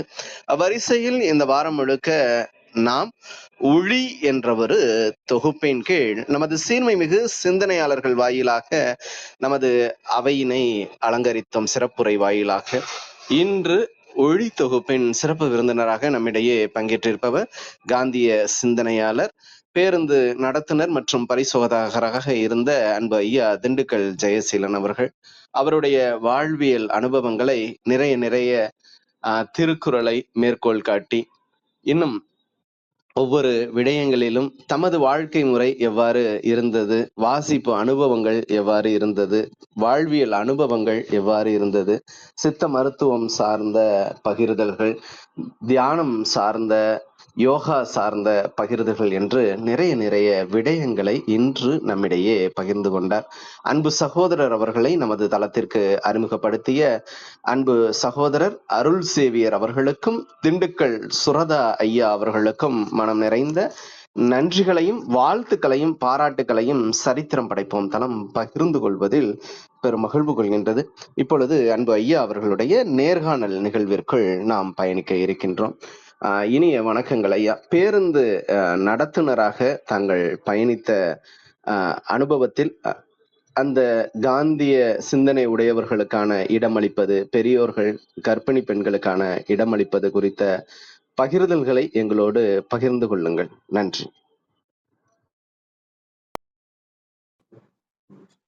இன்றைக்கு மனிதனுடைய வாழ்க்கையில அமைதி தேவைப்படும். மகாத்மா காந்தி அவர்கள் சுதந்திர போராட்டத்தில் ஈடுபட்டார் பீரங்கி துப்பாக்கியெல்லாம் நம்பவில்லை. தம்முடைய மன வலிமையால தான் அவர் தென்னாப்பிரிக்கால இந்தியாவுக்கு வந்த பிறகு 1920ஆம் ஆண்டு ஒத்துழைப்பு இயக்க ரவுலட் சட்டத்தை எதிர்த்து ஒத்துழைப்பு இயக்கத்தை வெறும் அற நிர்வாணத்துடன் ஆடை உடைய வெள்ளக்கார ஆங்கிலேய அரசை எதிர்த்து போராட்டம். அதே போல உப்பு சத்தியாகிரக போராட்டம், அதே போல வெள்ளையனே வெளியேறு 1942 வெள்ளையனே வெளியேறு இயக்கத்தை பீரங்கி எதுவும் இல்லாமல் மன வலிமை பெற்றுக்கொண்டார்.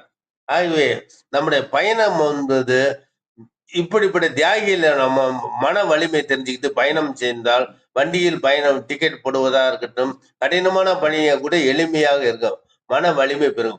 நாம் பயந்து கொண்டு இப்ப எந்த துறையா இருந்தாலும் சேவை துறையில நம்ம ஈடுபடும் போது மன மகிழ்ச்சி. எத்தனையோ பேத்துக்கு போக்குவரத்து கழகம் நடத்தினர் என்பது சாதாரண விஷயம் இல்லை. பல்வேறு மக்களை இப்ப உதாரணத்துக்கு இபியில வேலை பார்த்தா அந்த இபி சம்பந்தப்பட்ட வயர்மேனு அந்த இன்ஜினியர் இவங்க தான் பழக்கம் இருக்க வேண்டும். ஆனா போக்குவரத்து நடத்துனர் பணி என்பது சாதாரண கலெக்டர் சாதாரண துப்புரவு பணியாளர் சமூக ஆர்வலத்திலிருந்து அனைத்து மக்களையும் சந்திக்கக்கூடிய பெரிய பணியாக நம்ம சந்தோஷத்துடன் செஞ்சா நன்றாக இருக்கும் என்னுடைய கருத்து.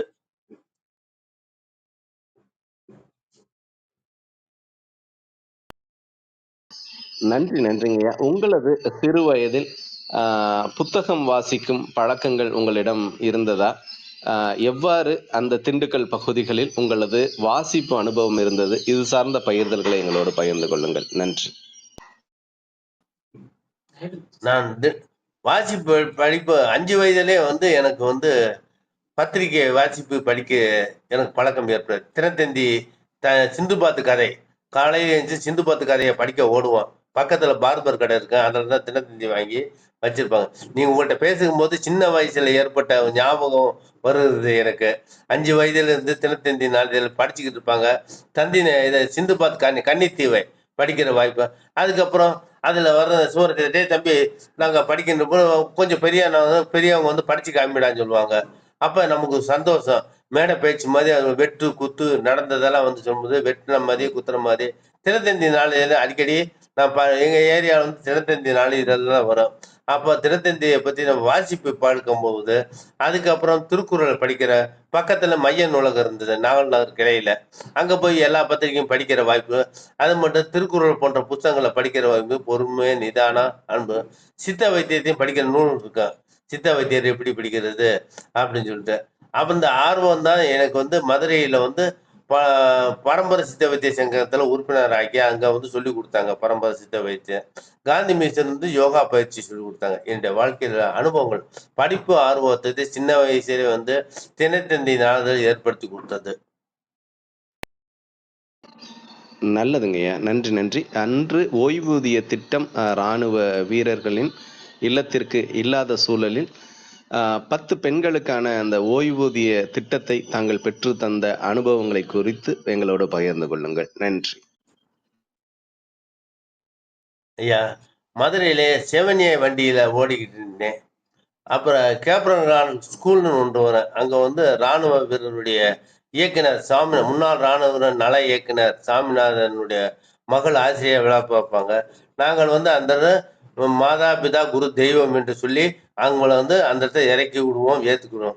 இந்த விஷயத்தை டிரைவர் கண்டக்டர் நல்லவங்க எங்களை ஸ்டாப்ல தள்ளி இறக்கி விட்டு ஆசிரியர் பண்ணி உயர்வா பேசுறான்னு சொன்ன உடனே சாமிநாதன் ஐயாவை பார்த்து பேசும்போது அவர் சொன்னாரு, இந்த ராணுவத்துக்கு ராஜீவ் காந்திக்கு அதுக்கு முன்னால விதவைகளுக்கு பென்ஷன் கிடையாது, அவரு உயிரோட இருந்தா தான் பென்ஷன் இருந்தது, இப்ப ஆர்டர் வந்துருச்சு அப்படின்னு சொன்னாரு.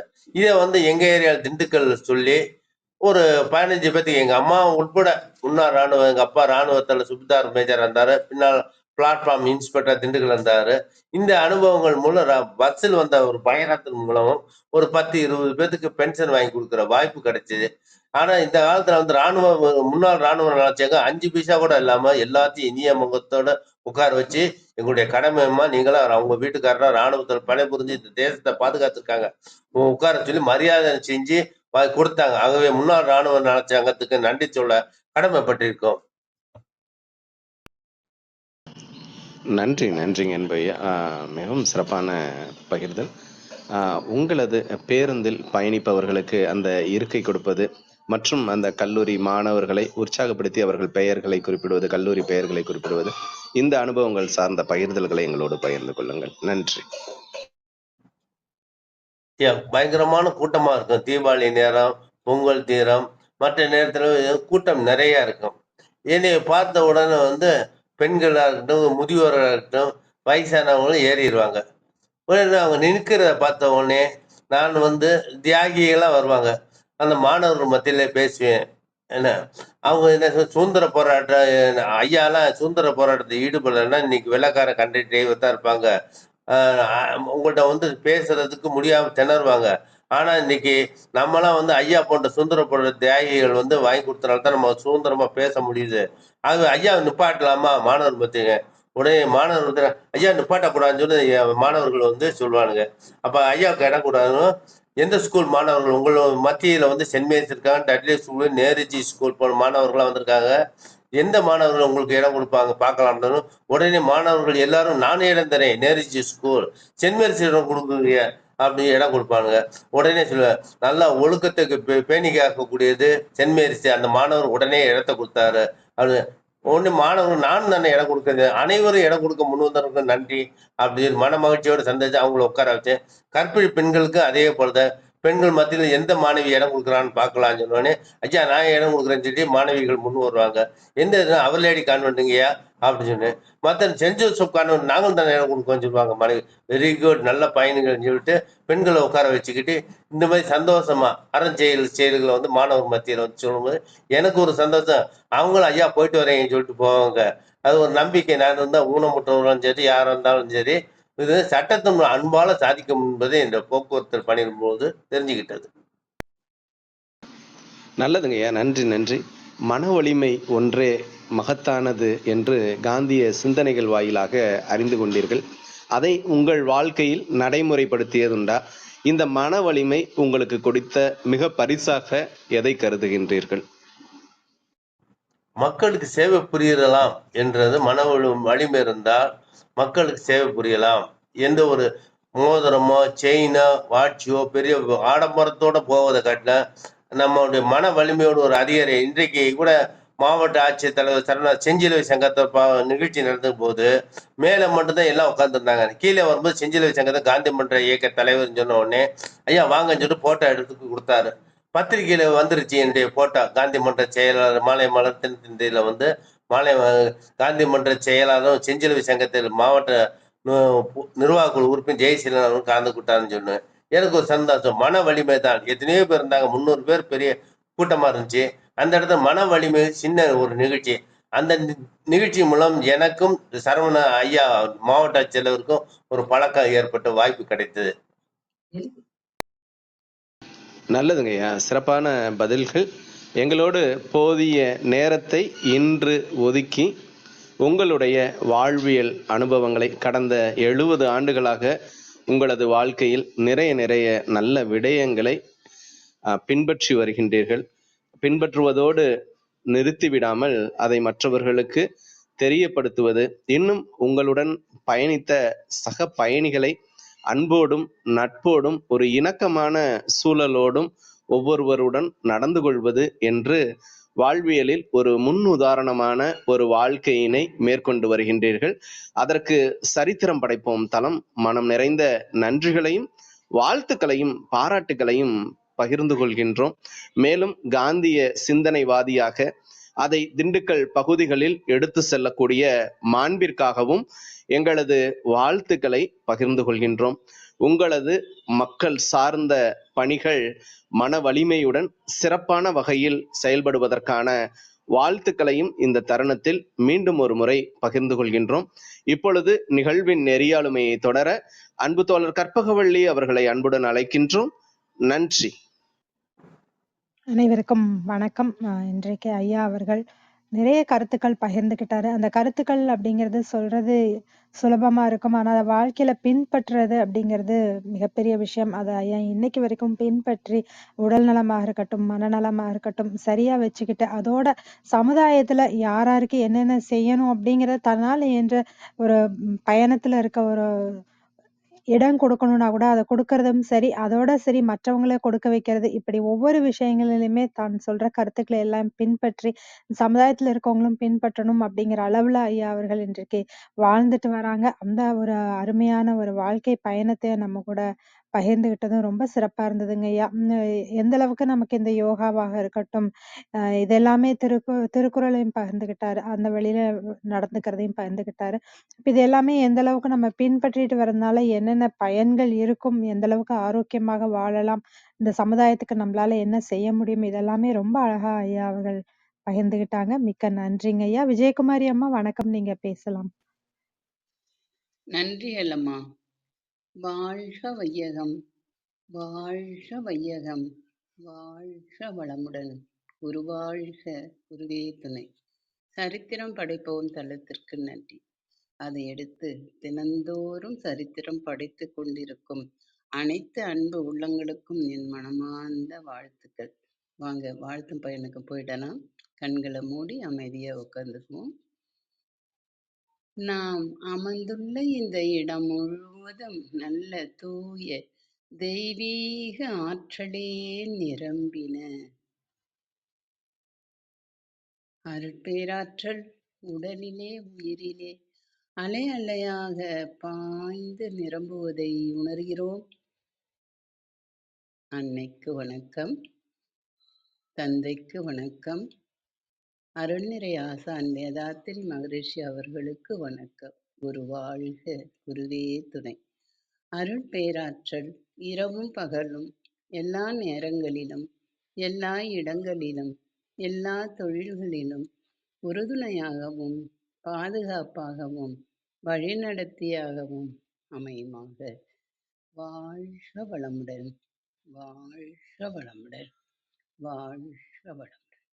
அருட்பேராற்றல் கருணையினால் இங்குள்ள அனைவரும் நல்ல உடல்நலம், நீல ஆயுள், நிறை செல்வம், உயர் புகழ், மெய்ஞானம் பெற்று சிறந்தோங்கி வாழ எல்லாம் வல்ல இறைநிலையோடு இணைந்து வாழ்த்தி மகிழ்கின்றேன். வாழ்க வளமுடன், வாழ்க வளமுடன், வாழ்க வளமுடன். இறை பேராற்றலே பக்கத்துணையாகவும் பக்கபலமாகவும் இருந்து வழி நடத்துவாராக. நன்றிகள் ஐயா.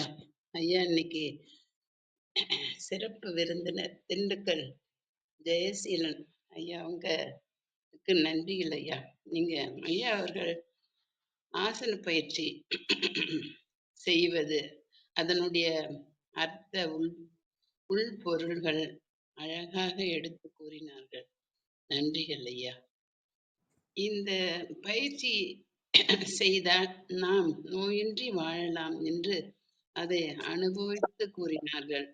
அருமையான பதிவு, எனக்கு பெருமையாக இருக்கிறது ஐயா.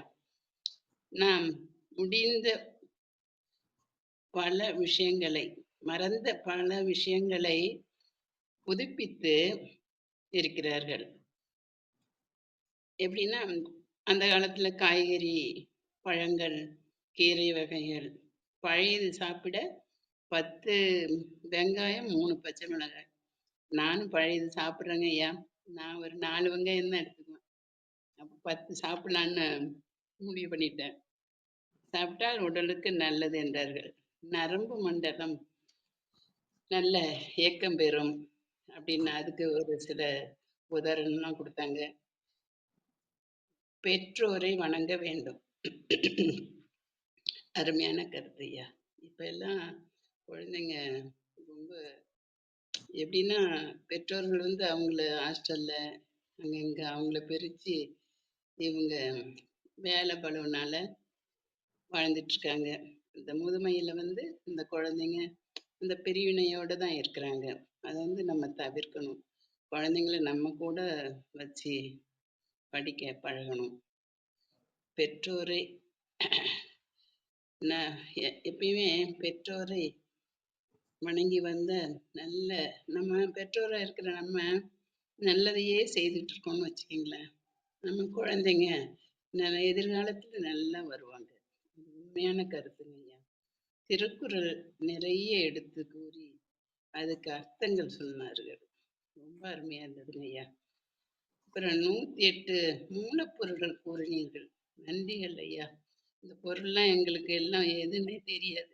நீங்க வந்து அதை ஒரு இதுவா எடுத்து எத்தனை துறைகள்ல நீங்க வந்து நடைபெற்றிருக்கீங்கன்னு பார்க்கும்போது ரொம்ப ஆச்சரியமா இருந்தது.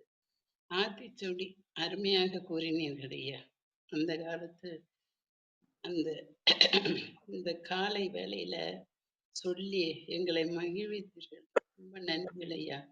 சில்பர் கதை, கன்னித்தீவு கதை எல்லாம் நானும் உங்களை மாதிரி படிச்சிருக்கேன் ஐயா. அந்த பேப்பர் எப்போ வரும் வரும் வரும்னு காத்துட்டு இருந்து ஓடி அதுதான் எடுத்து முதல்ல படிப்பேன். அந்த ஞாபகத்தை உண்டு பண்ணீங்க. ரொம்ப நன்றிகள் ஐயா. அருட்பேராற்றல் கருணையினால் நல்ல உடல் நலம், நீல ஆயுள், நிறை செல்வம், உயர் புகழ், விஞ்ஞானம் பெற்று சிறந்தோங்கி வாழ சபையில் உள்ள அத்தனை பேரும் உங்களை வாழ்த்தி மகிழ்கின்றோம். வாழ்க வளமுடன், வாழ்க வளமுடன், வாழ்க வளமுடன். நன்றிகள் ஐயா. நன்றிகள் அம்மா. நன்றி. வாசிப்பு நேசிப்பு நிகழ்ச்சிகளில் நல்ல கருத்துக்கள் சொன்னது உங்களுக்கு வணங்கி வாழ்த்துக்கள் தெரிவித்துக் கொள்கிறோம். உங்கள் அன்பான வாழ்த்துக்கும் கருத்துக்களுக்கும் மிக்க நன்றிங்கம்மா. அருள் சேவியர் வணக்கம், நீங்க பேசலாம். வணக்கம். டிராவலில் இருக்கேன். எனக்கு ஒவ்வொரு கனெக்ஷனே காமிச்சு ஐயா சிறப்பான உரை யோகாவுடைய ஒவ்வொரு ஆசனத்தை அதன் மூலம் கிடைக்கும் அந்த இயற்கையின் வான்வழி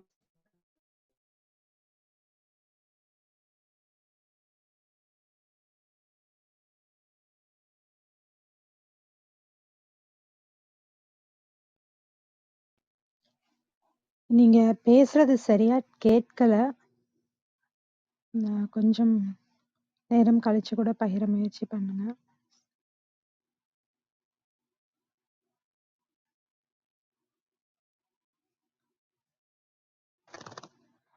அவருக்கு இணைய சவால்னு நினைக்கிறேன். விந்தியா கௌரி அம்மா வணக்கம், நீங்க பேசலாம். அனைவருக்கும் வணக்கம். ஜெயசீலன் ஐயா அவங்களோட வாழ்வியல் அனுபவங்களை சொன்னாங்க. ஐயா வந்து நடத்துனராக இருந்து பல நல்ல சமூக சேவையை செஞ்சுருக்காங்க. ஐயா திருக்குறளை பற்றி நிறைய தெரிஞ்சிருக்காங்க. ரொம்ப அருமையாக பகிர்ந்துக்கிட்டாங்க நம்மக்கிட்ட. ஆத்திசூடி அருமையாக சொன்னாங்க. அதற்கான விளக்கத்தையும் ரொம்ப சிறப்பாக ஐயா சொன்னாங்க. அது போக யோகா எந்தெந்த உடல் உறுப்பு எப்படி இருக்கு, அது சிறப்பாக இருக்கிறதுக்கு நம்ம எந்தெந்த யோகா பயிற்சியை செய்யணுன்றதெல்லாம் சொல்லி கொடுத்தாங்க. அவங்களோட வாழ்வியல் அனுபவம் நமக்கு பயனுடையதாக இருந்தது. நாமளும் எந்த தொழில் செய்தாலும் படிப்பை விட்டுறக்கூடாது, தொடர்ந்து நம்ம படிக்கணும் அப்படின்றத ஐயா மூலமாக நான் எனக்குள்ள பதிவு பண்ணிக்கிட்டேன். ஐயா உங்களுடைய இந்த சமூக சேவை தொடர உங்கள் குடும்பம் நலமுடன் வாழ வாழ்த்துக்களையா, நன்றிகளையா, பாராட்டுக்களையா. உங்களோட வாழ்த்துக்கள் வணங்கி வாழ்த்துக்களை பெற்றுக் கொள்கிறோம். நன்றி. மிக்க நன்றிங்கம்மா. உங்கள் அன்பான வாழ்த்துக்களுக்கும் கருத்துக்களுக்கும் நன்றி. அருள் சேவியர் நீங்க பேச முடியுமா?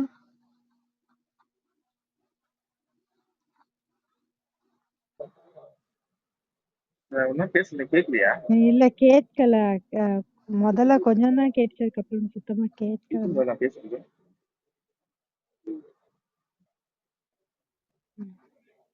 இன்னுமே கனெக்ஷன் இணைய காமிச்சது. இன்னுமே உங்களுக்கு இணைய சவால் இருக்குன்னு நினைக்கிறேன்.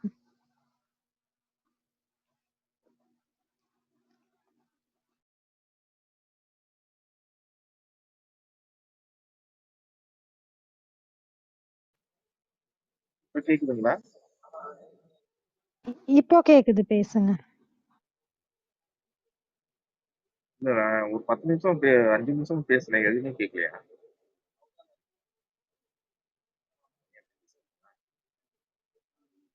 சிறப்பா சிறப்பான உரை, அருமையான உரை. சிறப்பா இருந்தது. யோகா பத்தி, இயற்கை உணவு பத்தி, மன வலிமையை பத்தி, நீதி அறம் செய்து ஆட்டிக்கூடிய நிறைய பகிர்ந்தர்கள் வாழ்க்கை அனுபவம் வந்து நிறைய பகிர்ந்துட்டாரு. சிறப்பான ஒரு உரை உரையா இருந்தது. மிக்க மகிழ்ச்சி. சிறப்பு வந்ததுக்கு மிக்க நன்றி. நன்றி. உங்கள் அன்பான வாழ்த்துக்கும் கருத்துக்களுக்கும் மிக்க நன்றி.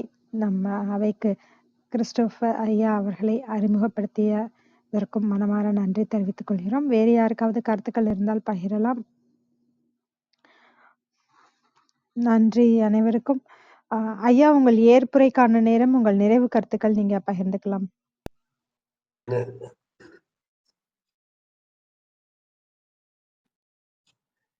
இந்த நிகழ்ச்சியை வாசிப்போம், நேசிப்போம். சாதாரண ஒரு பேச்சு தலைவன் இல்லாமல் எந்த ஒரு இதெல்லாமே எனக்கு ஒரு முக்கியத்துவம் கொடுத்து நீங்கள் தன்னம்பிக்கையை ஊற்றிய வலிமை, மன வலிமைக்கு ஊற்றிய உங்களுடைய வாசிப்பனை ஒளி இயக்கத்துக்கு நன்றி கடமைப்பட்டிருக்கிறேன். என்றென்று கடமைப்பட்டிருக்கிறேன். ஒவ்வொருவரும் தன்னம்பிக்கை பெற முடியும் என்பது உங்களுடைய நிகழ்ச்சியின் மூலம் தெரிந்து கொண்டதுக்கு முயற்சியுடையால் ஏழ்ச்செடியார் என்பது போல உங்களோட முயற்சிக்கு முயற்சி திருவினையாக்கும், முயற்சியின்மை இன்மை புகுத்திவிடும். தெய்வத்தால் ஆகாது எனினும் முயற்சி தன் மிகுந்த கூலி தரும். முயற்சி என்பதற்கு நல்ல ஒரு அடைக்காலம் எனக்கு வாய்ப்பு கொடுத்ததுக்கு நன்றி, வணக்கம். மிக்க நன்றிங்கய்யா. இன்றைய நிகழ்வுல நீங்க கலந்துகிட்டு உங்களுடைய வாழ்க்கை அனுபவங்களை பகிர்ந்துகிட்டதுக்கு அனைவர் சார்பாகவும், சரித்திரம் படைப்போம் தளம் சார்பாகவும் மனமாற நன்றி தெரிவித்துக் கொள்கிறோம். பேச்சாளர்களாக கலந்து கொண்டு தங்கள் அன்பையும் வாழ்த்தையும் கருத்துக்களையும் பகிர்ந்து கொண்ட ஒவ்வொருவருக்கும் நன்றி. தொடர்ந்து பொறுமையாக கவனித்துக் கொண்டிருக்கும் அனைத்து கவனிப்பாளர்களுக்கும் நன்றி. அட்மன் அஜ்மல் அவர்கள் வெளிப்படையான சிந்தனை வாய்ந்த கருத்துக்கள், வெளிப்படையான மனிதர், சிறப்பு கிறிஸ்டோபர் ஐயான் தன்னோட வாழ்த்துக்களை பகிர்ந்திருக்கிறார். மிக்க நன்றி. மறு ஒலிபரப்பு வாயிலாக நம் நிகழ்வினை கேட்கவிருக்கும் அனைவருக்கும் நன்றி. மீண்டும் அடுத்த வாரம் திங்கட்கிழமை காலை புதிய தொகுப்பில் புதிய பேச்சாளர்களுடன் புதிய சிந்தனைகளுடன் சந்திப்போம். அனைவருக்கும் நன்றி, அனைத்திற்கும் நன்றி, ஆண்டவனுக்கும் நன்றி. 5, 4, 3, 2, 1 நன்று.